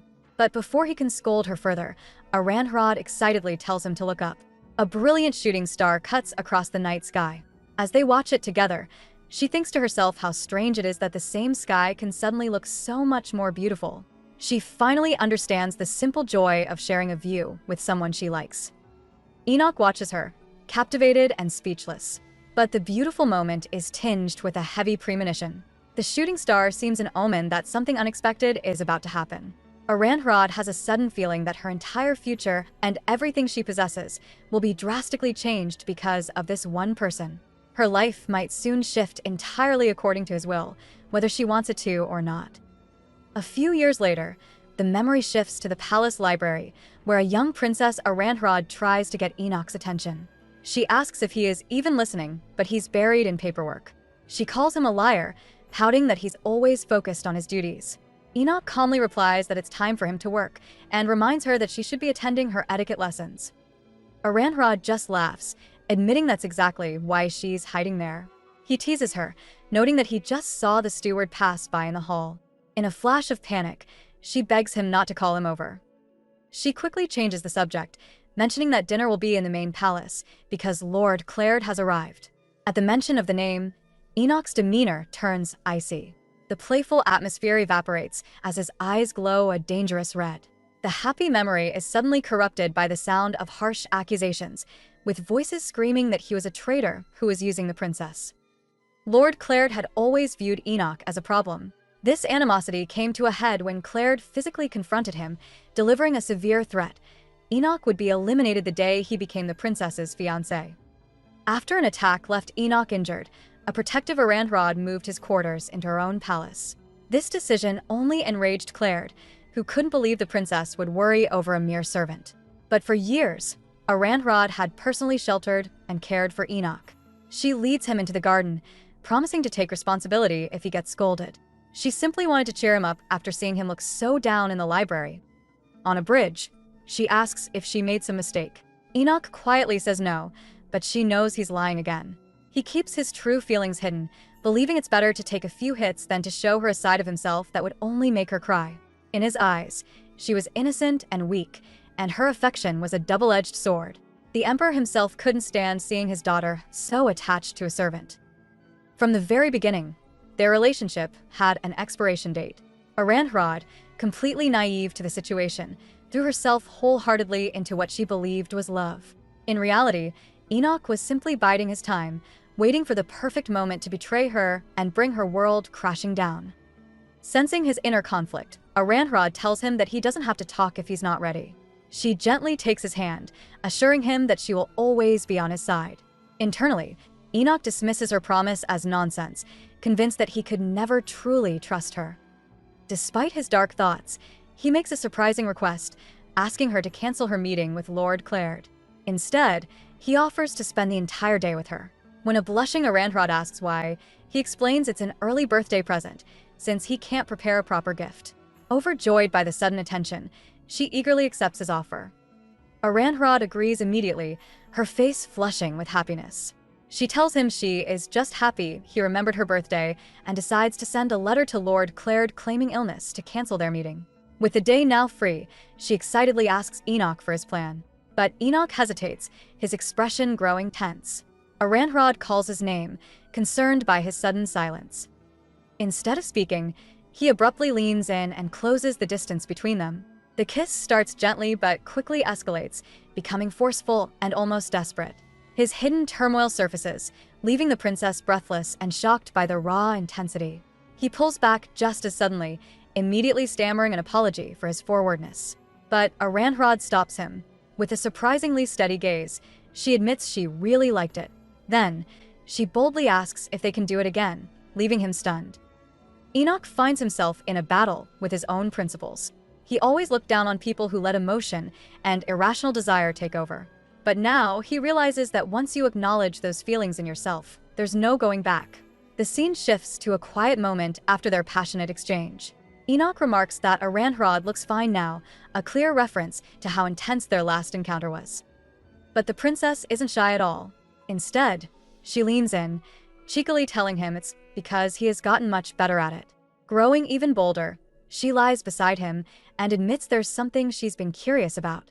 When he tells her to ask, her hand moves to a very personal area. With genuine innocence, she asks why he's having such a strong physical reaction. The unexpected question leaves Enoch completely stunned, his face flushing red as he's rendered utterly speechless. For the first time, the naive princess has him completely cornered. Cornered by her innocent but direct question, a flustered Enoch quickly grabs her hand, telling her to stop. His face flushes as he insists it's not what she thinks. After a tense moment, he composes himself and looks her directly in the eye. He explains that his physical reaction is simply proof that he truly enjoys being with her. This honest answer makes Aranhrod absolutely radiant. She beams, confessing that she feels the same way, so much so that her heart feels like it might burst. Her pure joy seems to shatter his composure. He pulls her into a desperate embrace, and the room fades into a whirlwind of raw emotion. All their unspoken feelings are unleashed in a powerful, overwhelming moment. But once the intensity settles, the atmosphere grows cold. Aranhrod notices his troubled expression and asks what's wrong. Enoch remains silent, lost in his own dark thoughts, leaving her completely confused by his sudden shift. The tender moment shifts as Enoch holds Aranhrod so tightly she can barely breathe. Pulling away, her eyes land on deep scars crisscrossing his chest. Her immediate concern shows as she reaches out, asking if his old enemies were still causing him trouble. Enoch quickly brushes off her worry, claiming they are just old injuries from his days in night training. The conversation then takes a softer turn when Aranhrod asks if he remembers the deep love her own parents shared. This simple question sends Enoch into a dark memory. He recalls his own parents, a couple so consumed by their love for each other that there was none left for him. He was never treated like a son, only an heir to be trained and molded. He reflects with a cold bitterness that they must have been happy in the end, since they got their wish to die together, reinforcing the profound loneliness that has shaped him. Enoch's mind plunges into a dark place. He questions how he can ever find happiness, feeling as though he has nothing and no one left by his side. Aranhrod sees the deep torment etched on his face. She expresses profound regret, telling him his past must have hurt and that she should have been there to protect him. Her sincere words only amplify his internal conflict. He silently questions what she truly thinks of him. Are her feelings real, or are they just a foolish echo from their shared youth? As he recalls his parents' all-consuming bond, Aranhrod cuts through his spiraling thoughts. She buries her face in his chest and declares firmly that she loves him. The confession stops him cold. As she whispers it again, her voice thick with emotion, they hold each other in a desperate embrace. A few days later, they travel in silence under a gloomy sky, the heavy atmosphere reflecting their uncertain future as they approach a secluded villa. The carriage ride is silent, the atmosphere thick with unspoken words. As the gloomy landscape rolls by, Aranhrod's mind drifts back to a time of warmth and safety. She recalls her father holding her close, his voice laced with gentle concern. He told her he understood how she felt but urged her that she couldn't live this way forever. She could only agree. In the memory, her mother praised her for becoming a dependable young woman, and her father, noting her upcoming birthday, playfully offered to teach her how to wield a sword. He even asked if she was lying to him again, a familiar joke between them. The warmth of the memory fades as the sky darkens and rain begins to lash against the carriage window. Snapped back to the present, Aranhrod watches the downpour. She wonders aloud if they will even make it to their destination today, the sudden storm reflecting their uncertain future. Rourke calmly dismisses the storm, noting that summer downpours are common and will pass soon. But just as he speaks, a loud crack echoes from outside.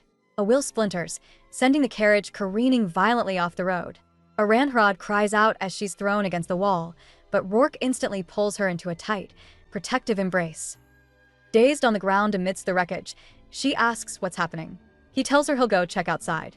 As he steps out into the rain, Aranhrod calls for him to be careful. But the chaotic scene triggers a horrifying memory. Suddenly, she's a young girl again, running through a storm towards another wrecked carriage.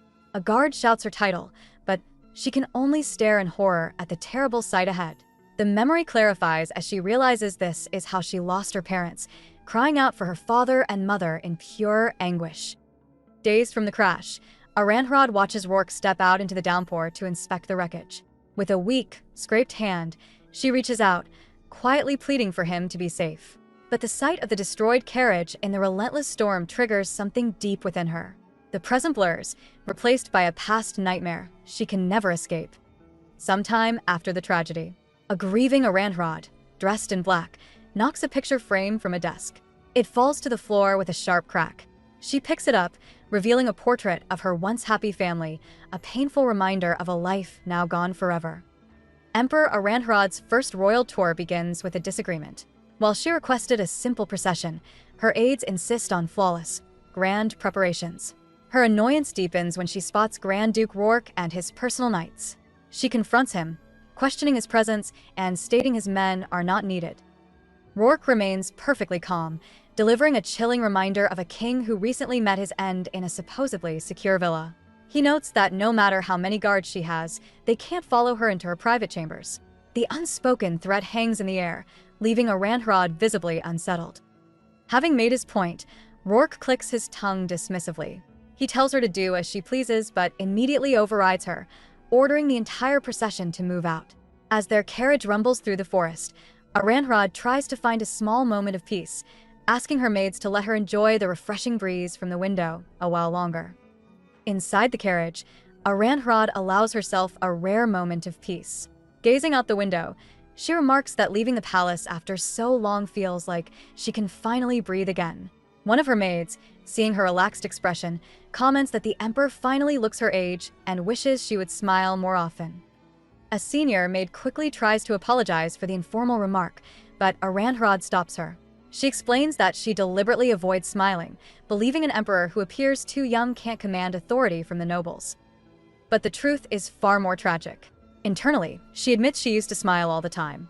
The thought is immediately corrupted by a dark memory of Rourke's sinister expression. His chilling voice echoes in her mind, recalling how he told her that if she couldn't smile, shedding tears would be more than enough. Suddenly, the carriage curtain is pulled shut, plunging her back into dimness. When a maid asks if she's done looking outside, Aranhrad just quietly agrees, her brief moment of freedom completely shattered. The imperial procession arrives at the estate of an elderly count, who formally greets Aranhrad as the son of the empire. She politely asks after his health, and he assures her he's doing well. Aranhrad announces that she'll be starting her tour in his lands and staying for a while. The count humbly accepts the honor, welcoming her to his home. As they walk inside, however, Rourke quietly reaches for Aranhrad's hand. She flinches, but he seizes it firmly. With his eyes glowing a menacing red, he leans in close to her ear. He whispers that if anyone saw them, they might easily mistake him for her executioner, not her loyal subject. Just as quickly, he releases the pressure on her hand, patting it gently and telling her not to worry. The quiet threat leaves Aranhrad shaken. Nearby, a young noblewoman watches their tense exchange with a troubled expression. Later, at a lavish dinner, the count obliviously asks if the food is to Her Majesty's taste. At the lavish dinner, the count proudly praises the meal, crediting his land's fresh ingredients and the chef's remarkable skill. Aranhrad, however, silently observes the nobles fawning over Rourke more than their own emperor. She quickly understands the reason. The count's granddaughter, Cordelia, is visibly captivated by the Grand Duke. Seizing the moment, the count begins boasting about Cordelia's singing talent. The young woman politely protests, but her grandfather turns to Rourke for reinforcement, asking if a joyful song would be welcome. With his gaze fixed on his wine, Rourke gives a quiet, chilling agreement. His single word is enough. Cordelia rises to perform, stating it would be impolite to refuse. As her sweet voice fills the hall, Rourke listens with an unreadable expression. Aranhrad watches him, a somber stillness in her eyes. The music tries to create a festive mood, but it can't hide the cold distance separating the emperor and her captor at the long table. During her tour, the emperor finds a rare moment of peace by the water. She thanks the elderly count for the beautiful view, wishing aloud that the palace had such scenery. But the calm is fleeting. The sight triggers a dark thought, and her mind flashes to an image of a lone, imposing figure standing in a shadowy hall. That is her true reality. Shaking off the grim memory, Aranhrad's focus shifts to a problem, a collapsed riverbank. She asks the count about the damage from the recent rainy season. He sighs, explaining the complicated situation. They need to rebuild the embankment, but part of the river runs through the land of Marquis Nerlin. The stubborn nobleman has refused to grant permission for years, stopping all progress. Even when the count offered to pay for the entire project himself, the Marquis wouldn't budge. Aranhrad listens, another political roadblock now standing in her way. Looking over the damaged riverbank, Aranhrad tells the elderly count that the loss of life from the floods eats at her every year. The count explains the political deadlock, The stubborn Marquis Nerylin refuses to allow the necessary repairs on his land, stopping all progress. Sensing an opportunity to assert her authority, Aranhrod remarks that it's a shame she can't step in. The Count's eyes widen with hope, asking if she truly would. It all clicks for Aranhrod. This was his plan all along. She calmly notes that she heard the Marquis happens to be staying at his nearby villa. With a resolved expression, she agrees to mediate the conflict, stating firmly that the people's safety comes first. The overjoyed Count thanks her profusely. As she walks on, he reconsiders the rumors he'd heard about a sickly, neglectful ruler. The woman he just spoke to is a serious emperor, dedicated to her duties and her people. As Aranhrod finishes her conversation with the Count, another noble approaches. It's the charming Duke Silas, who formally greets the emperor and apologizes for not addressing her sooner. She graciously tells him not to worry. After a moment of polite small talk about the fresh air, Aranhrod decides to retreat. She mentions the river breeze is getting chilly and excuses herself, encouraging them to continue their walk. But as she turns to leave, her path is blocked. Grand Duke Rourke stands before her. Without a word, he stops her and places his own jacket over her shoulders. He coolly informs her that he can't let her walk back alone, and is certain the others will understand. The Count watches them go, misreading the entire situation. Once they are a few steps away, Rourke's voice drops. He leans in and asks why she wasn't wearing the jacket he provided if she was truly feeling the cold. His question hangs in the air, a quiet reminder of his suffocating control. Back in her chambers, Rourke tells Aranhrod there's no need to see him off. With a sharp look, he remarks that she should have given the jacket to someone else instead. A cold smile crosses his face as he promises that next time, he will follow her example. Aranhrod is left speechless. After he seems to leave, she tries to set a boundary, telling him through the door that he doesn't need to see her off again. She insists she can walk back on her own, noting that her guards are nearby. Suddenly, the door flies open. Before she can react, Rourke closes the distance, grabbing her in an overpowering display of control. The advance leaves her utterly shocked and breathless. He forces her to look at him, his red eyes burning with a cruel satisfaction. He tells her that now, after all this, she's finally looking him in the face. In a shocking display of dominance, Rourke suddenly traps Aranhrod against a window, cutting off her escape. Her mind races with panic as she pleads for him to stop, terrified that someone might see them in such a compromising position. He ignores her fear completely, coldly commanding her not to look away. Aranhrod struggles against his overpowering hold, demanding he release her. Rourke, however, seems to find her resistance amusing, mockingly commenting on how unexpectedly shy she's being. Her desperation grows, and she shouts for him to stop. In the frantic struggle, her nails leave a sharp mark across the back of his hand. But Rourke doesn't even flinch at the injury. The sight of his total indifference is the final blow, draining the last of the fight from her. She is left breathless and defeated, utterly powerless in his grasp as he once again makes it brutally clear who is in control. As Rourke stands before her, drops of blood from the scratch on his hand patter onto the floor. Aranhrod is frozen, unable to look away. He breaks the silence, coldly asking what seems to be troubling her so much. His voice sends her spiraling into her thoughts. She's reminded of their dark arrangement, the price she paid for her position. Aranhrod sees herself for what she has become, a puppet on a golden throne, her strings held firmly in Rourke's hand. She remembers her side of the bargain, to let him have his way, and in return, he would help her survive as the Empress. She accepted the deal, so she scolds herself for fighting back. This cage is suffocating. Her panic shifts when she notices his bleeding hand again, terrified that if the sheets are stained, the maids will find out. Trapped with no good options, she finally breaks. Her voice is barely a whisper as she apologizes, completely defeated. With tears marking her complete defeat, Aranhrod surrenders. Her voice is hollow as she tells Rourke to do whatever he wants, all resistance gone. He looks down at her broken form, but his reaction is unexpected. Seeing how utterly miserable she is, he asks if he can just hold her for a moment. Confused and exhausted by the emotional whiplash, Aranhrod numbly agrees. He pulls her into a quiet embrace, wiping a tear from her cheek.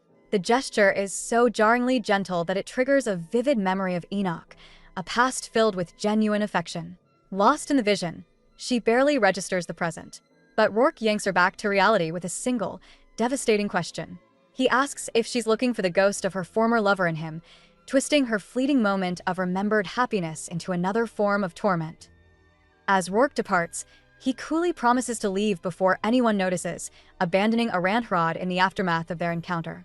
The heavy sound of the door closing echoes in the room, leaving the Empress to stand alone, a prisoner in her own palace. The next morning, Aranhrod pushes aside her personal despair to face the duties of the Empire. She has summoned Marquis Nerlin to discuss an urgent matter. Ignoring his attempts at pleasantries, she gets straight to the point. She asks why he is opposing the construction of a river embankment that would protect his territory. The Marquis laughs, completely dismissing her concerns. He casually explains that he sees no need for the project. With a shocking lack of empathy, he states that it's normal for a river to flood. He admits that, at worst, a few lowly tenant farmers might perish each year, but he considers that an acceptable loss compared to spoiling the view of the river. To him, their lives are simply not a priority. The Marquis's complete disregard for his people's lives is the final straw. Aranhrod's patience shatters. She coldly informs him that her investigation revealed a horrifying truth. In the 5 years since the embankment collapsed, nearly 100 people have died or gone missing. Everything in her empire is her business, so how dare he call their tragic deaths no big deal? Her eyes turn to ice. She declares she no longer needs his opinion on the matter, commanding her aides to discuss the repairs with the Count immediately. If there is any further opposition, she promises to personally punish them for defying a direct imperial order. The Marquis is stunned into silence. With a final, dismissive glance, Aranhrod tells her guards to escort the nobleman out. As he's dragged away, he sputters that she was never like this before.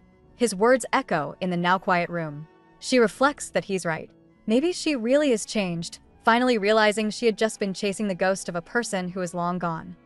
Standing by a grand fountain, Empress Aranhrod feels a rare moment of relief. The crucial embankment repairs are finally set to begin.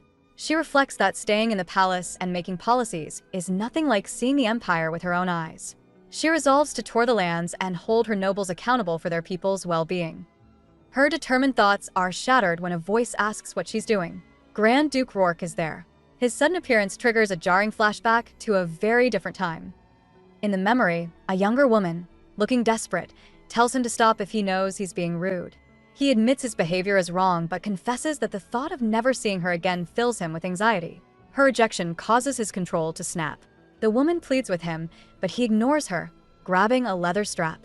He yanks her close, his voice low and firm as he demands that she look at him, leaving her trapped in his chilling embrace. The memory hits Aranhrod like a tidal wave, pulling her back to a time of desperate hope. She sees a younger version of herself pleading with Enoch to look at her. With tears in her eyes, she begs him to let her protect her honor as a lady.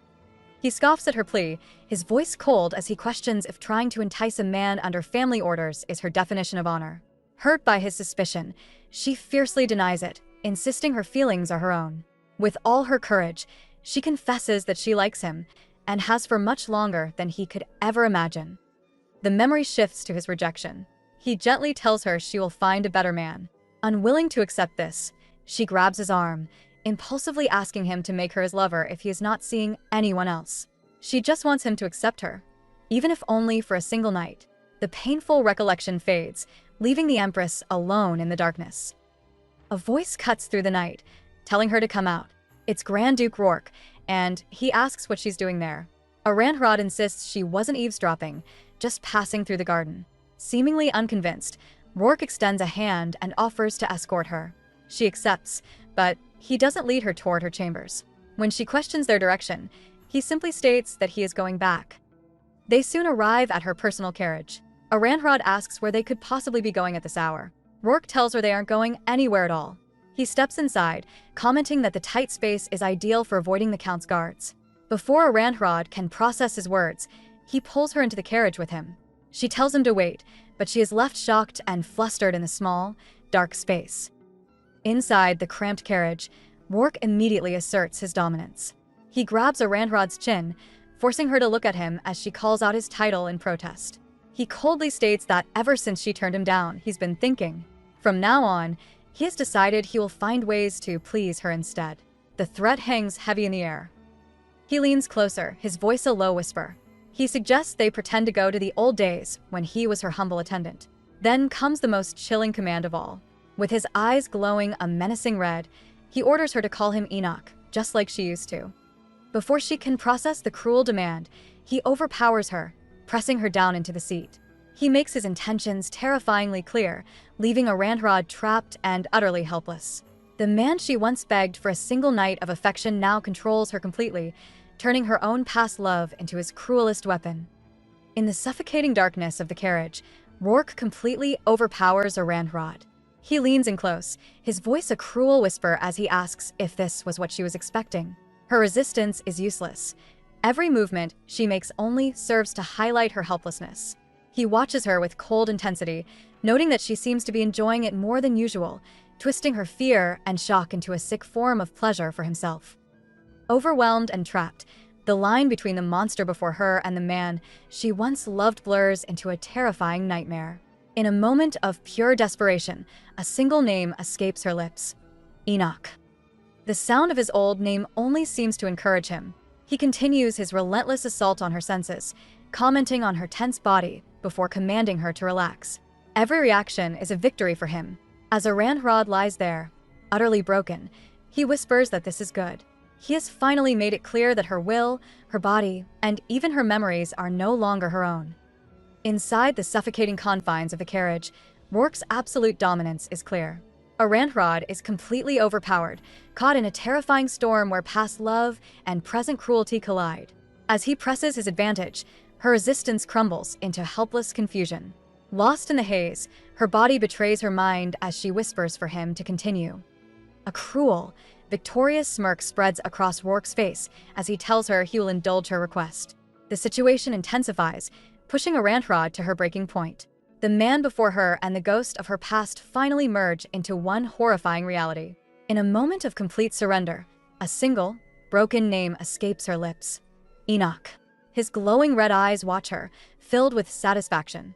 He has finally won. He made it painfully clear that every part of her, her will, her body, and her most precious memories, now belongs entirely to him. Emperor Aranrod maintains her regal composure as a local lord thanks her profusely. Her work on the river embankment means his people will be safe from the coming rainy season. The lord also mentions his daughter, Cordelia, was too ill with a fever to see the emperor off.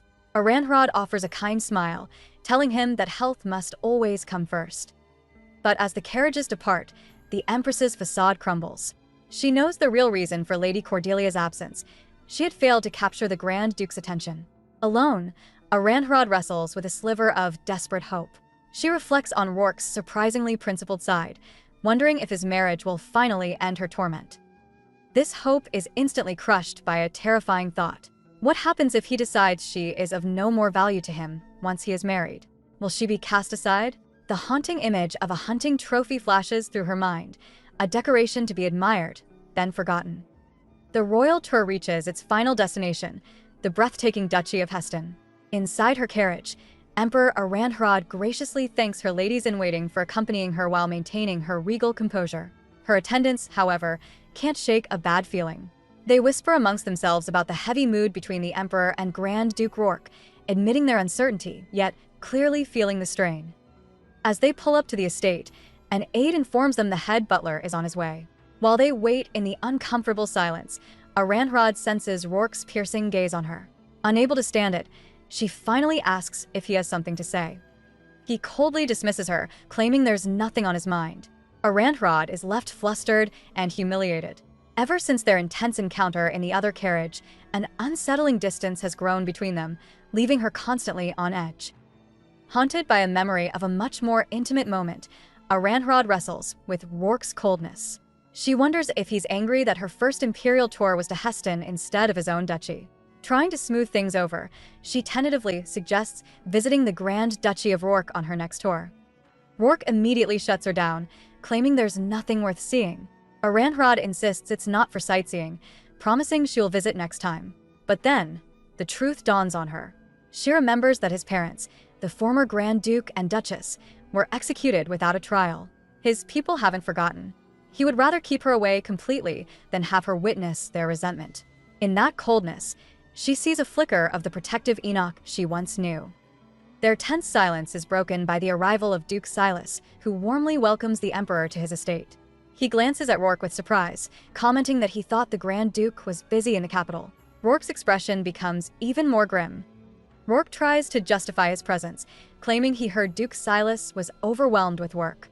Unfazed, Silas smoothly replies that a host must always be present for his guests, explaining he hurried back specifically to welcome the Emperor. Putting on a charming smile, Silas turns his full attention to Aranrod. He had privately hoped the two rivals would be kept apart, but now he focuses on being a good host. He warmly asks if this is her first visit to his duchy, and if there's anything she'd like to see. Looking a bit lost, Aranrod admits she doesn't know the area. Seizing the opportunity, Silas offers to personally show her around. Later, he leads her to a breathtaking cliffside view. Aranrod is left speechless, captivated by the magnificent Sea of Danner. The wind whips through her hair as a distant memory surfaces. She realizes with a pang of nostalgia that she has only seen the ocean once before, back when she was just a child. Aranrod recalls her first glimpse of the sea as a child, realizing it was never as clear as the view before her now. Duke Silas approaches cautiously, calling out her name, but she seems lost in the moment. Acting on impulse, Aranrod slips off her shoes and walks barefoot onto the sand, letting the cool waves wash over her feet. She moves with a rare freedom, a genuine smile gracing her lips as she basks in the refreshing sea air. Duke Silas follows, asking if she truly finds the ocean so fascinating. Turning to him, Aranrod happily confirms that she does. Farther down the beach, Rourke watches the entire exchange. His gaze is fixed on Aranrod, a silent and possessive observer of this small, unguarded moment of her happiness. He says nothing, his intense eyes tracking her every move as she enjoys a simple pleasure she has been denied for so long. As Aranrod and Duke Silas stand on the cliff, the setting sun paints the sky in brilliant hues. Elsewhere, Grand Duke Rourke finds himself lost in thought. He once told himself he'd seen the Empress's smile so many times it was meaningless, just a hollow gesture. But now, seeing her genuine happiness, he questions why he can't bring himself to demand she smile for him like she used to. He realizes this pure joy is something he can't command. Back on the cliff, Duke Silas breaks the comfortable silence, asking the Emperor how she finds the sea. Looking out at the waves, she softly replies that it's wonderful. Genuinely pleased, Silas beams, proudly declaring that nowhere else has a sunset as beautiful as this one. Lost in the vastness of the ocean, Aranrod looks up, as if just noticing the spectacular sky. The two stand together, taking in the magnificent view before she quietly asks him if he likes it. Duke Silas agrees, remarking how different the sunset is from the view back at the palace. From a distance, Rourke watches their easy interaction, his expression unreadable. Aranrod then notices Silas is holding something and asks what it is. He cheerfully presents a cloak, explaining his plan to take her to the nearby night market once the sun sets, suggesting her current attire would draw too much attention. But their moment is cut short. Grand Duke Rourke suddenly appears before them, holding Aranrod's shoes. He quietly tells her it's time to go. Aranrod protests, saying he didn't have to come and that she can walk herself. Ignoring her completely, Rourke kneels down in the sand right in front of her. Duke Silas watches in disbelief as the most powerful man in the Empire gently takes the Emperor's foot and puts her shoe back on.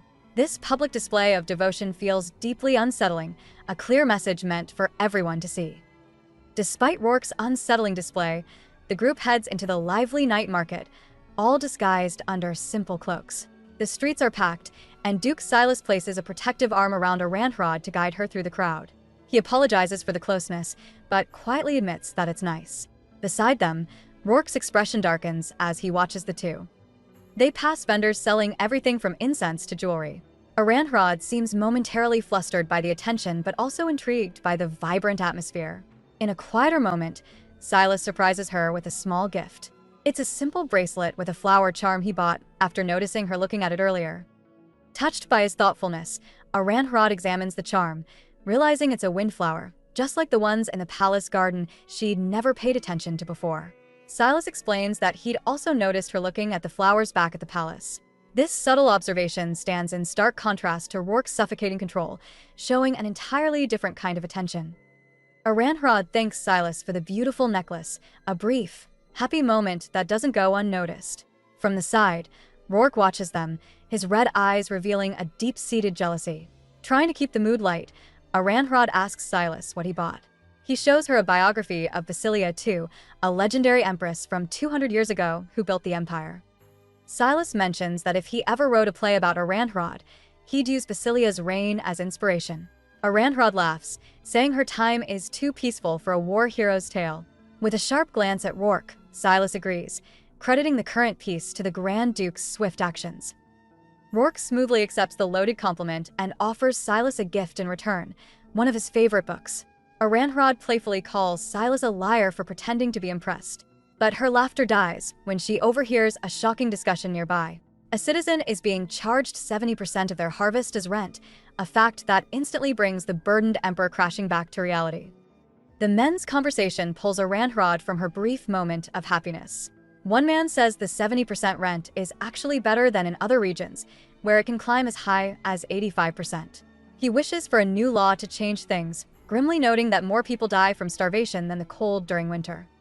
The crushing weight of her duty returns instantly. As the men hurry away, Aranhrod stops, her face pale. She turns to Silas and Rourke, asking if what she just heard is true. The law clearly states that rent cannot exceed 50% of the harvest. Silas, looking worried, admits he knew some nobles ignored the law, but had no idea it was this severe. Frustration boils inside Aranhrod. She clenches her fist, her mind filled with images of her starving people. It's obvious no one can survive giving up more than half of their food. She questions why this is happening, feeling utterly powerless as the emperor. It seems there is nothing she can do. Back in her chambers, the weight of her powerlessness hangs over Aranhrod. Rourke corners her as she tries to leave, pulling her close despite her protests. He asks why she's in a hurry, reminding her they are alone. Still deeply troubled by the market, she tells him she isn't in the mood, but he dismisses her concerns. He states she can't possibly know everything happening outside the palace and that people will always break the law. Feeling utterly defeated, Aranhrod blames herself, wishing she could be a wiser ruler. Rourke holds her, telling her she doesn't need to change. His comfort, however, is a cage.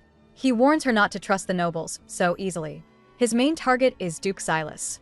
Aranhrod defends her friend, but Rourke coldly labels Silas a mere opportunist who lacks the backbone to truly help her rule.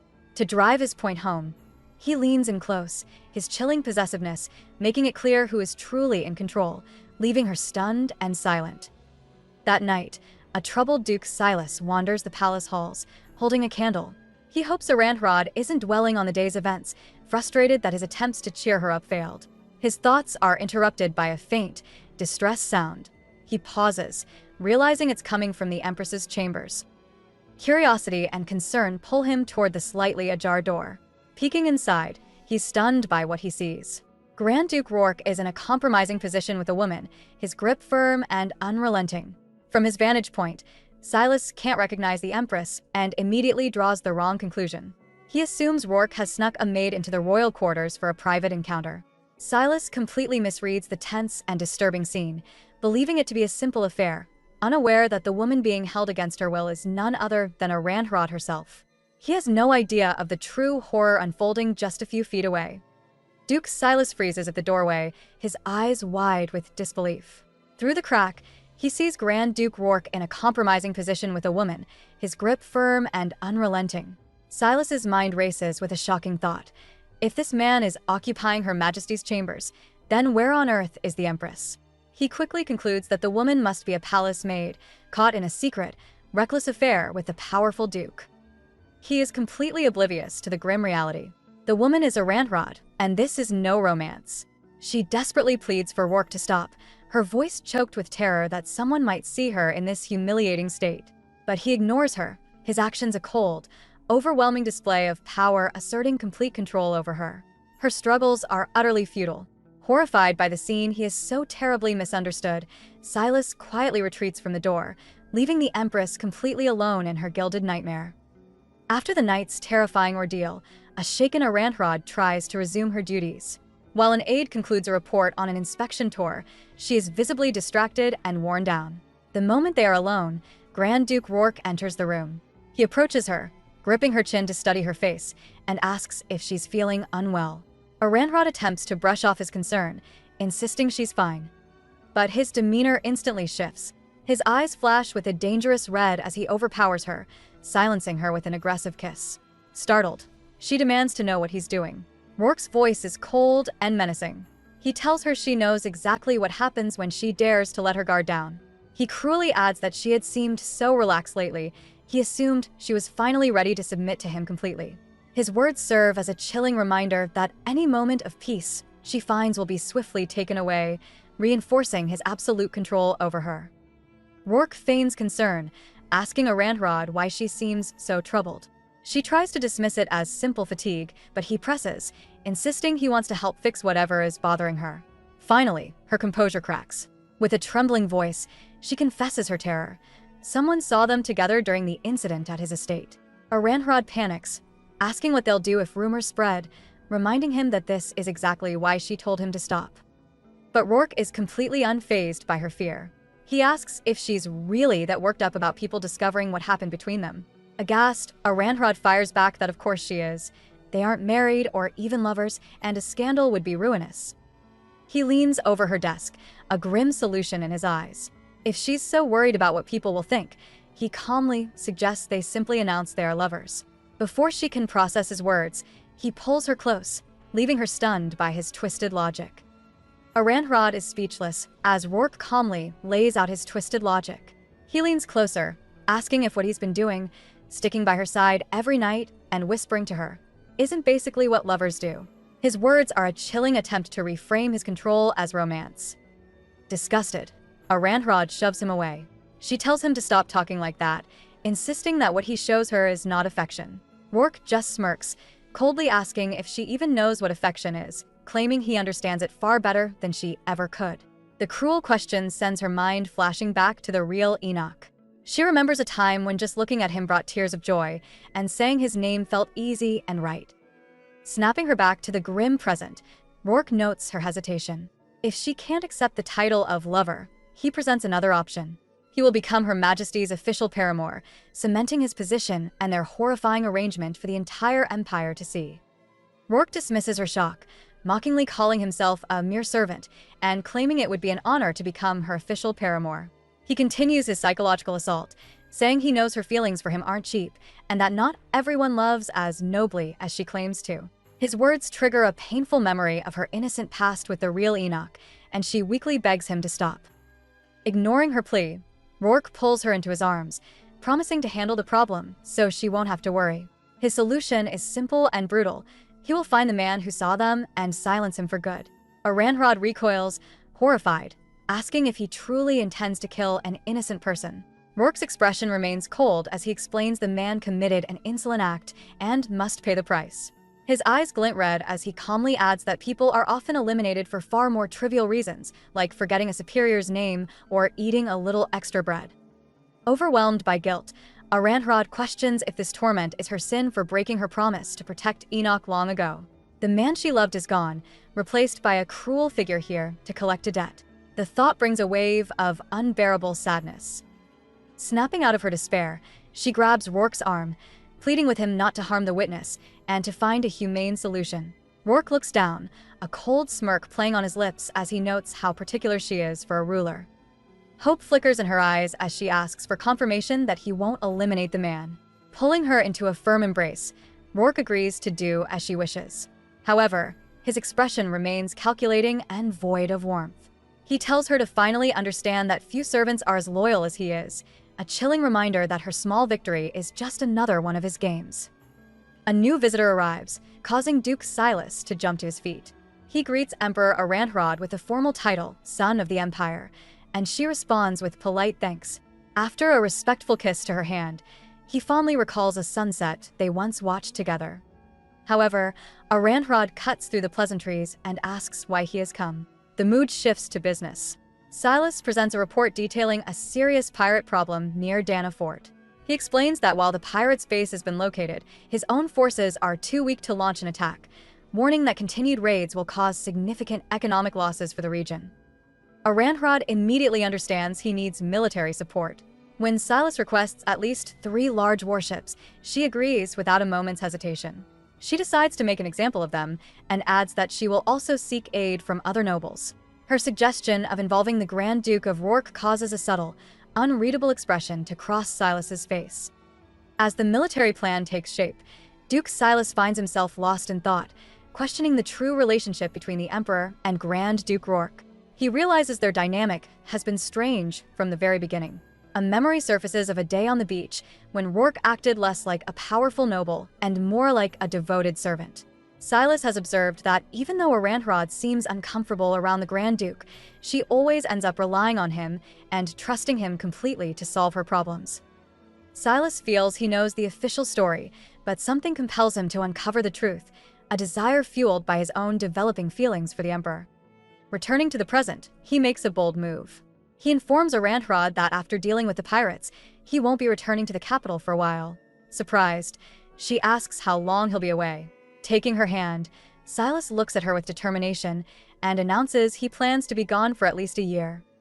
An aide arrives at the palace, asking if the Emperor is available.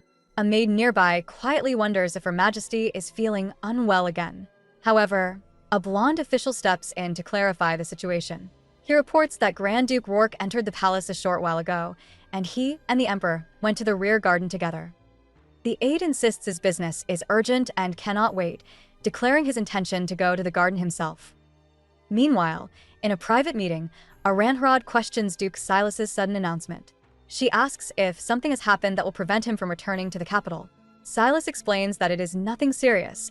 He simply feels he has been neglecting his own territory. He tells her the capital makes it too easy to become complacent and assures her that he will leave a representative she can summon anytime. Aranhrod accepts his reasoning, acknowledging the immense task of managing his lands. But as she speaks, she grips her necklace, her expression revealing a quiet disappointment that he is leaving. Aranhrod looks at Duke Silas, asking him to at least visit the capital occasionally for her sake. Silas pauses, his hand clenching into a tight fist, before he quietly agrees that he will try. As he walks through the palace, his true thoughts surface. The decision to leave was impulsive, a desperate attempt to create distance. He hopes that by not seeing the Empress, he can erase the feelings he has for her, believing they should never have started. He knows his place. There is no way he could ever win against the Grand Duke, and resisting a foregone conclusion is simply foolish. Suddenly he stops. Down the hall, he sees Rourke cornering Aranhrod on a balcony, his hand gripping her arm. Silas watches, frozen, as the Grand Duke asserts his control, pulling the visibly distressed Empress away. In that moment, Silas understands his role is merely to be a bystander to a dynamic far darker and more possessive than he ever imagined. In the palace garden, Grand Duke Rourke confronts Emperor Aranhrod about her plan to send military support to Dana, suggesting the move is excessive for a pirate problem. Aranhrod counters that it's better to eliminate the threat completely. She explains that while all life is precious, her primary duty is to protect the citizens of the Empire. She adds that Dana is a place that taught her a great deal. Rourke seizes on this, asking what she thought of its lord, Duke Heston. The question startles Aranhrod, who demands to know why he keeps mentioning the man. Rourke dismisses the Duke as unimportant, his tone shifting. He declares the real priority is finding the person who witnessed them together. His eyes flash with a dangerous red as he reveals his search has come up empty. The sudden intensity of the conversation makes Aranhrod feel faint, and she stumbles. Rourke catches her immediately, ending her schedule for the day and telling her to retire. With Rourke supporting her, the unsteady Aranhrod insists she can walk by herself. He questions her stability, offering to carry her if she's uncomfortable. Their tense exchange is suddenly interrupted by Duke Silas, who apologizes for intruding, explaining he felt he hadn't said a proper farewell. Rourke attempts to dismiss him, curtly stating that the Empress is unwell. However, Aranhrod calmly overrules him, telling him he worries unnecessarily before inviting Silas to join her for tea. As they walk away, Rourke's expression darkens. His mind flashes back to his hunt for the person who witnessed him with Aranhrod. The search had narrowed it down to one missing name, Duke Heston himself. A dangerous red glint appears in his eyes. Later, Aranhrod concludes her meeting with Silas.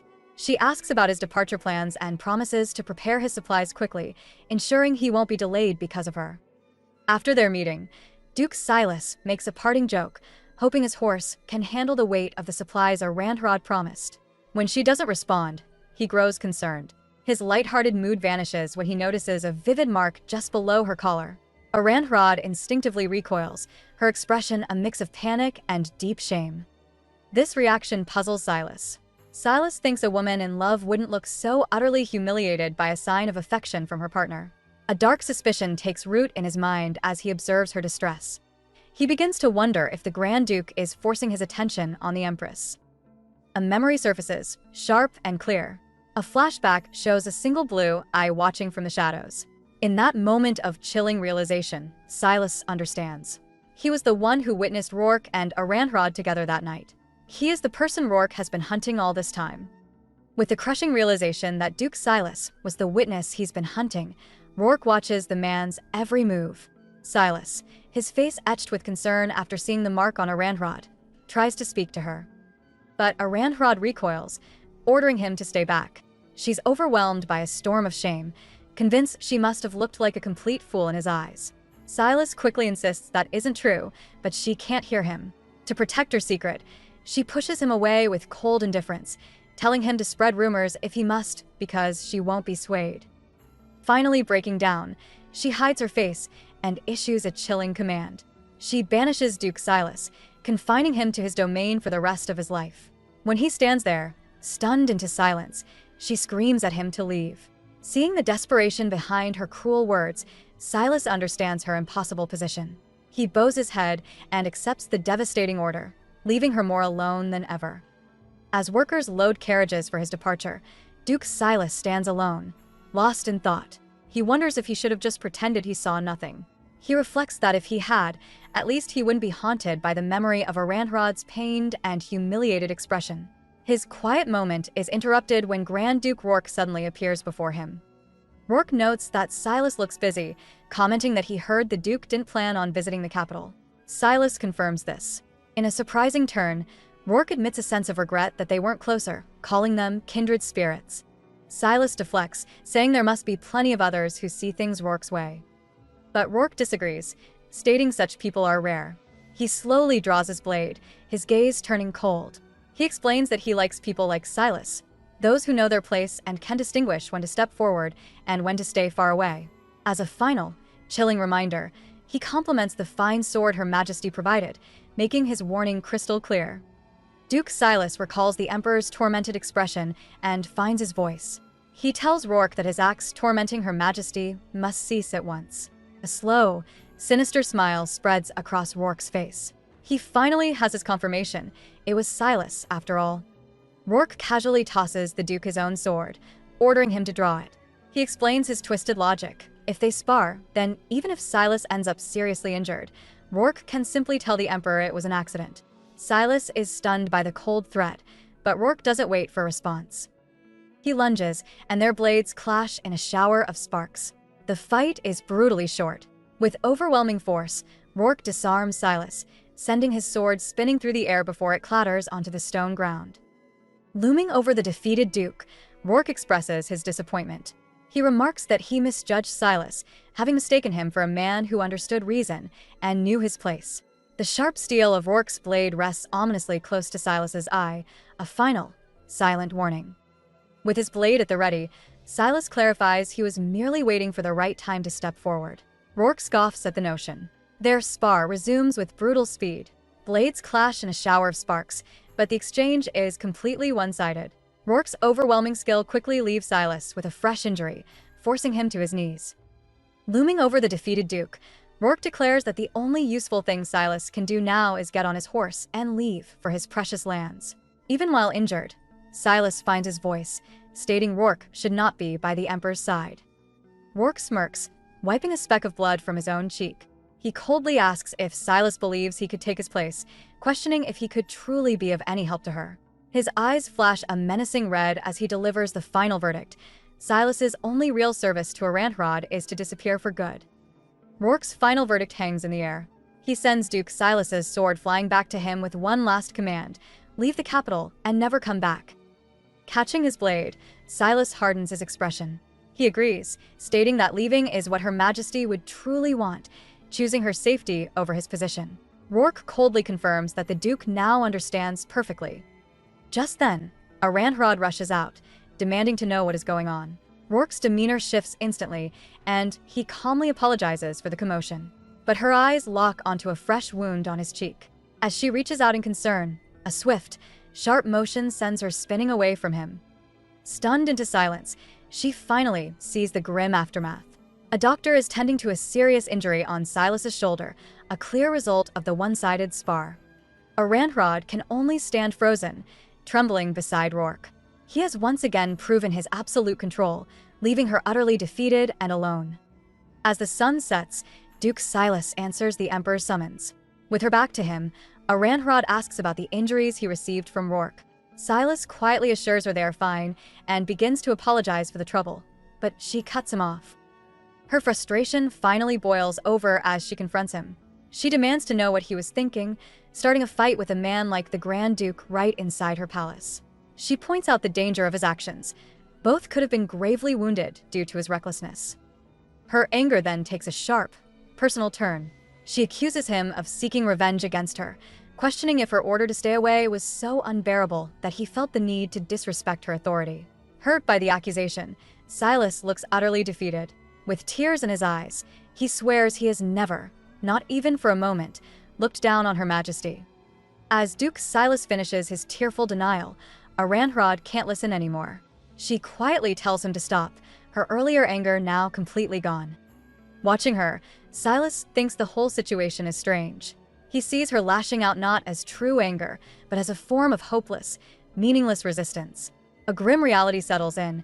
He knows he can never defeat the Grand Duke, and Aranhrod cannot rule the Empire without him. The realization that she has been bearing this impossible burden all by herself makes his heart ache. He gently takes her hand, making a solemn promise that he will never do anything she does not want. He then pleads with her, asking that if she ever finds herself in anguish, she should come to him for help.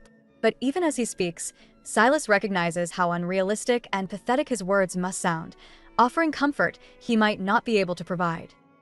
Despite her hopeless situation, Duke Silas makes a surprising offer. He tells Aranhrod that if her position as emperor is too difficult, she can abandon it and come to him. She questions if he is actually suggesting she give up the throne. He explains that if she's suffering because of a role she never wanted, it would be better to just discard it. But Aranhrod's resolve is absolute. She states that no matter who put her on the throne, she will not be the one to descend from it. Silas tries a different tactic, bluntly warning her that the Grand Duke doesn't care for her and will abandon her for a more interesting diversion. Unimpressed, Aranhrod asks what would really change if she went with him. The person controlling her would simply switch from the Grand Duke to him. In the end, her circumstances would be the same. She presses further, asking if he can truly promise that as time passes, he wouldn't start wanting more from her, just like everyone else. Aranhrod coldly dismisses his naive plan, asking if he truly expects her to give up everything just for his sake. Standing firm, she declares that she will treat everything that happened between them as if it never occurred. To enforce this, she issues a harsh command. Duke Silas is forbidden from entering the capital until she permits it. Bowing his head, Silas accepts her judgment. He doesn't ask for forgiveness, but leaves her with a final, desperate plea. He reminds her his offer remains valid, that there is always a place for her to escape to. He departs, leaving Aranhrod to watch from the window, completely alone once more. Later, as she sits in exhausted silence, a voice breaks the silence. Grand Duke Rourke has appeared from nowhere, demanding to know what she and Silas talked about. Startled, Aranhrod quickly lies, claiming they merely exchanged farewells. Rourke turns away, repeating her words with cold disbelief. It's obvious he doesn't buy her story for a second. Rourke's expression hardens as he asks if she takes him for a fool. He reminds Aranhrod that her own servants are his eyes and ears, so he knows she isn't telling him the truth. His voice drops, accusing her of trying to deceive him so she could go to Silas. As he looms over her, she weakly begs him to stop, but he ignores her plea. With a cruel twist, he admits he's surprised she had the skill to charm the Duke. Aranhrod flatly denies seducing anyone. Rourke dismisses her words, stating that her past actions make it impossible for him to trust her now. Hurt, she appeals to her position, declaring she is the Empress before she is a woman. But Rourke simply grabs her hand, his gaze intense. He tells her she's already done it once before. He claims she seduced him and used that connection to rise all the way to the throne, leaving her stunned and speechless. Rourke's accusation hits her like a physical blow. He claims she's already done this before, that she used her charms on him to climb all the way to the throne. Aranhrod is left completely speechless, her mind flooding with dark, symbolic images of her lonely rule. The Grand Duke's words cut deep, and a bitter self-loathing consumes her. She silently agrees with his harsh judgment, believing she truly is a woman of low morals who traded her dignity for the crown. She wonders how Silas could have possibly fallen for her, concluding that he must have seen her as nothing more than a shameless woman who drives men to madness. Tears finally stream down her face as the weight of her despair becomes too much to bear. Seeing her break down, Rourke seems momentarily startled, calling out her title. But as she begins to crumble, he closes the distance, pulling her into a harsh and possessive embrace, silencing her with his overwhelming presence. Aranhrod finally shatters. Through her tears, she demands to know why he is so angry. She reminds him of his own cruel words, that he accused her of being skilled at charming men and wanting Duke Silas. In her despair, she almost dares him to confirm his suspicions. But her defiance quickly collapses into utter exhaustion. She begs him to stop, admitting that he has already won their eternal battle. Aranhrod confesses she has neither the will nor the ability to oppose him any longer. Completely broken, she sinks to her knees, desperately clutching his hand and pleading for him to show her mercy. With nothing left to fight for, she looks up and agrees to accept his request. A heavy silence hangs in the air as Rourke stares down at her. He then coldly states that, in his opinion, he has already shown her more than enough mercy, twisting the knife in her heart one final time. Rourke looms over the broken empress, his eyes glowing with a chilling light. He mockingly asks what form of mercy she expects this time, stating there isn't much new he has left to offer. As Aranhrod remains frozen on the floor, he gently lifts her hand to his lips, then delivers a stunning blow. He proposes marriage. Aranhrod can only stare, speechless with shock. He then lays out his twisted reasoning, explaining that their union would place the entire, powerful Grand Duchy of Rourke under her control. This, he declares, should be more than enough generosity to satisfy her. He admits he's tired of sneaking around like a thief to claim what he feels is rightfully his. In a masterful stroke of manipulation, he frames the proposal as a way for her to finally claim what's hers, solidifying his control under the guise of a gift. Rourke smirks, coldly dismissing her words as lies. He continues his twisted proposal, asking what she could possibly be so afraid of. He frames the marriage as a mutually beneficial arrangement. They both need a partner, and it will put an end to the nasty rumors about her. In a chilling tone, he suggests that once they are husband and wife, their new life might even be enjoyable. He then pulls her into a firm embrace, and Aranhrod seems to freeze, completely trapped. Her mind drifts away from the suffocating present and back to a painful memory. Lost in the past, she whispers his old name, Enoch. She recalls a time when her love was pure and selfless. She remembers confessing her feelings, promising that he never had to pretend to love her back. All she ever wanted was to be the one to protect him from the world, to keep him from being tormented, and to finally make him happy. As Rourke holds her tight, Aranhrod looks up at him, her voice trembling.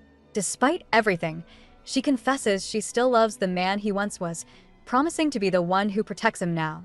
Yet, even as she says the words, a silent vow forms in her mind. This time, she will not be fooled by his games. Rourke's expression is unreadable, his grip firm and unwavering. But this brief moment of strength quickly dissolves into utter despair. The chilling reality of her situation crashes down on her. Aranhrod finally understands there is no escape.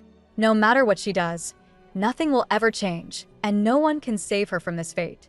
She must now accept her life for what it is, a permanent position by his side, completely and utterly alone in a beautiful, hellish prison. Rourke's embrace sends Aranhrod spiraling into a painful memory. She's back on a dark, rainy night, witnessing a terrible accident and screaming Enoch's name, begging him to wake up. The memory then cuts to a quiet room where she sits by his bedside. When his eyes finally flutter open, relief washes over her, but it's immediately followed by tears. Confused, Enoch gently asks why she's crying. She confesses that she almost lost him, blaming herself completely for his serious injuries. He tries to comfort her, saying he's fine as long as she is safe. But his soft tone can't stop the tragedy that follows. He asks about her parents. Aranhrod delivers the devastating news. Her mother perished in the accident, and her father remains unconscious. Her voice breaks as she admits he is the only one she has left in the world. He pulls her close, his expression grim as he makes her promise never to do something so dangerous again. In the depths of her memory, a younger, weeping Aranhrod holds Enoch's hand and confesses that he is her lover. For Enoch, this is a turning point. He realizes his feelings for the princess have changed. Her grief is too raw, too genuine. He understands that no one would throw their life away for a person they plan to betray. Her sorrow is not a performance, it's real. He leans in, comforting her about the tragic loss of her parents. He assures her that her father, the Emperor, will certainly recover. His words give her a fragile piece of hope. She agrees, believing her mother would not want her to be lost in sorrow forever. Finding a sliver of strength, she thinks that if she can hold on, her father will recover. With gratitude, she softly thanks Enoch. The tender memory dissolves as, back in the present, a voice cuts through the haze, calling out her name, Aranhrod. The memory shifts. Aranhrod speaks with her brother, Ruazen. He asks if she has been reading to their father, and she confirms that the Emperor still doesn't recognize her, though he seems to enjoy her voice. Changing the subject, Ruazen brings up Enoch. He notes that everyone, even the maids, is impressed by her dedication to nursing the man injured protecting her. Aranhrod clarifies that while Enoch's life is no longer in danger, his leg is still badly hurt. Her brother then says something that stuns her. He explains that their parents always wanted her to be happy, and he intends to honor that wish.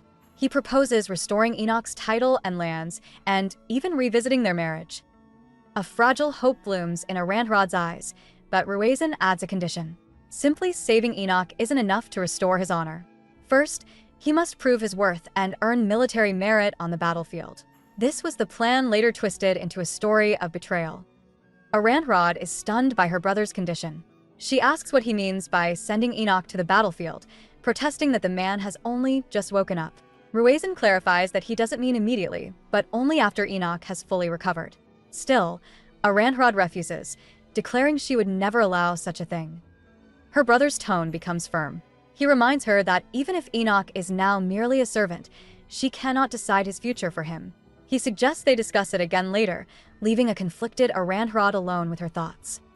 Later, she spots Enoch outside, slowly making his way forward on a crutch. She calls his name and rushes to his side, telling him to be careful not to hurt himself. He explains that he needs to start practicing his walking if he wants to get better faster. As she looks at the determined man, her brother's chilling words about earning military merit on the battlefield echo in her mind. The thought fills her with a quiet dread. As Aranhrod supports Enoch, she softly tells him not to push himself too hard, confessing she's just happy to have him by her side. He stops, a bit uncomfortable, stating that a servant shouldn't be supported by their master. Dismissing his concern, Aranhrod pulls him closer. She insists their titles don't matter and promises that no matter what happens, she will always love him. Looking into his eyes, she begs him never to leave her. But her desperate love is twisted by fear. Her brother's plan to send Enoch to war echoes in her mind. A terrible, selfish thought forms. She would rather his leg never fully heal if it meant he could stay safe with her. She is horrified by this ugly part of herself. Elsewhere, another nobleman asks Aranhrod's brother, Ruazen, why he allows her to see that traitor. A sinister smile plays on Ruazen's lips. He calmly replies that they should leave it for now, thinking to himself that if they play their cards right, they can use this situation to finally get rid of Enoch for good. After Aranhrod's emotional confession, she leaves Enoch alone in his sparse quarters. He sits on the edge of his bed, crutch in hand, replaying her words in his mind. He senses that something significant is unfolding, a feeling that leaves him deeply unsettled. Suddenly, a series of knocks breaks the silence. A voice from outside calls his full name, Enoch Rourke, and requests a moment of his time. When Enoch asks who is there, the door swings open. A confident, blonde nobleman steps inside. Enoch, not recognizing the man, asks for his identity. The visitor, Aranhrod's brother Ruazen, greets him with a knowing smile, remarking that it's been a while. He then formally presents himself, offering his respects as the crown prince, the so-called son of the empire. The atmosphere in the room immediately shifts as the two rivals finally meet, their reflections captured in the glass of a nearby lantern, setting the stage for a tense confrontation. Enoch immediately asks if the crown prince can restore his title and lands. With a confident smile, Ruizen confirms he can, provided Enoch is willing to pay the price. His offer is a dangerous one. Enlist and earn military merit on the Western Front. Enoch's expression hardens. He knows exactly what that means. It is a brutal, unforgiving battlefield, a place where the Empire's most dangerous criminals are sent as a final punishment. It's a land known for its extremely low survival rate. For every 100 soldiers sent, barely 2 or 3 ever return alive. But Ruizen sees this not as a death sentence, but as a unique opportunity. He explains that precisely because it is so deadly, anyone who manages to survive and return is hailed as the Empire's greatest hero, no matter their past. He leans in, appealing to Enoch's pride and reminding him of his noble heritage. Surely, a man of his standing doesn't want to spend the rest of his life as a mere servant. The Crown Prince tries a different angle, claiming Aranhrod wouldn't want this fate for him. Enoch quietly states that becoming her servant was her own decision. Ruizen challenges this logic, reminding Enoch that he can't remain a servant forever, especially once Aranhrod has a husband. As shattered images of their past appear, Ruizen points out that no husband would tolerate his wife's former lover lingering nearby. Unmoved, Enoch clenches his fist. He vows to serve her for the rest of his life if she wishes it, seeing it as the only way to repay his debt to her. Ruizen's expression turns to one of pure contempt. He internally fumes, finally understanding his father's disdain for the man before him. He sees Enoch as worthless and refuses to let him have the princess. As the conversation ends, Ruizen's final words hang in the air, cruelly twisting the situation. He tells Enoch that it's Aranhrod's own tender heart that is driving her devoted servant to a certain doom. Later, Aranhrod finds Enoch and asks if he accepted her brother's offer to go to the Western Front. When he admits he hasn't given an answer yet, she immediately tells him to refuse. Upset, she questions why her brother would even suggest such a thing. Trying to rationalize it, she supposes her brother is just worried and feels he has to act in their parents' place. She asks Enoch not to be too upset, believing that even if Ruizen's methods were harsh, his suggestion was made because he cares about them. But Enoch knows the truth. He has always seen the cruel and greedy man hiding behind the prince's mask. He remembers how Aranhrod's brothers constantly tried to separate them. Ruizen's words haunt him, the reminder that no future husband would allow his wife's former lover to remain her servant. Enoch believes wanting anything more is beyond his station. He feels she deserves a highborn, reliable man who could protect her without the same twisted feelings he carries. As Aranhrod considers the kind of man she deserves, someone noble and unlike Enoch, she is suddenly pulled into a close embrace. This intimacy catches her completely off guard, and in a daze, she whispers Enoch's name. Her words snap him out of the moment. He pulls back, his eyes glowing red with confusion as he asks her what's wrong. He quickly apologizes for being so forward. Aranhrod, flustered, takes his hands and reassures him that she was just surprised by his action. But the mood has already shifted. Enoch looks at her with a new intensity. He asks a critical question. If he were to follow her brother's suggestion, go to war, and earn back his original noble status, would she then consider his proposal? He imagines a future where he could finally stand by her side not as a servant, but as a husband, asking if she would marry him. Stunned by his marriage proposal, Aranhrod can only ask what he's saying. The reality of his plan sinks in, and she questions if he seriously intends to go to the battlefield, wondering if she would ever truly allow that. Enoch admits that he knows it's dangerous, but he feels there's no other way. Panicked, Aranhrod grabs his arm, asking if he's really willing to gamble his life just for the sake of honor. But Enoch clarifies his true motive. It's not about honor. He tells her this is the only path he sees to truly stay with her. She desperately insists that he's already with her and that she is fine with things as they are. But Enoch challenges her, asking if he really wants him to remain her servant forever. The question hangs in the air, leaving Aranhrod speechless. The thought of losing him again is too much. She begins to say that if something happened to him, she wouldn't be able to bear it. Sensing her distress, Enoch suddenly stands, cutting the conversation short. He apologizes and asks her to pretend they never spoke of it. As the heavy conversation ends, Enoch rushes out, leaning on his cane for support. He calls for the Emperor, but his voice is laced with frustration as he curses the impossible situation. He feels trapped, and his recent attempt to find a solution has only made things worse. Elsewhere, in a lavish study, two powerful noblemen are deep in conversation. One paces the room, anxious that he may have inadvertently encouraged Aranhrod. He reveals that the Emperor has been spending her days researching legal precedents, desperately searching for a case where a traitor's family had their status restored. His colder, more calculating brother scoffs at the news. He tells the other to calm down, insisting Aranhrod will never succeed in pardoning Enoch. He's certain she doesn't have the nerve to actually send the man she loves to war. His plan is simple: leave them alone. He cynically predicts that their complicated feelings will eventually lead them to destroy each other, and he warns his brother not to interfere. A sudden knock interrupts a late-night conversation between two noble brothers. One is startled, but before he can react, Emperor Aranhrod steps into the room. Surprised by her visit, he asks why she has come at such an hour. Aranhrod looks resolved, stating she has something important to tell them. Later, the three sit together in a heavy silence. The calmer of the two brothers speaks up, deciding that he cannot send the son of Grand Duke Rourke to the battlefield. His sibling scoffs, asking if this means Enoch himself is refusing to go. Aranhrod remembers Enoch's desperate question. Did she truly want him to remain her servant forever? Her expression hardens. She announces that Enoch will follow her wishes completely. Even if he doesn't earn his merits through war, she declares that she has found another way. Confused, the brother asks what she means. Aranhrod clenches her fist, acknowledging that without exceptional service, restoring Enoch's status is considered impossible. Aranhrod quietly admits her true motivation. She doesn't care if Enoch ever becomes a Grand Duke again.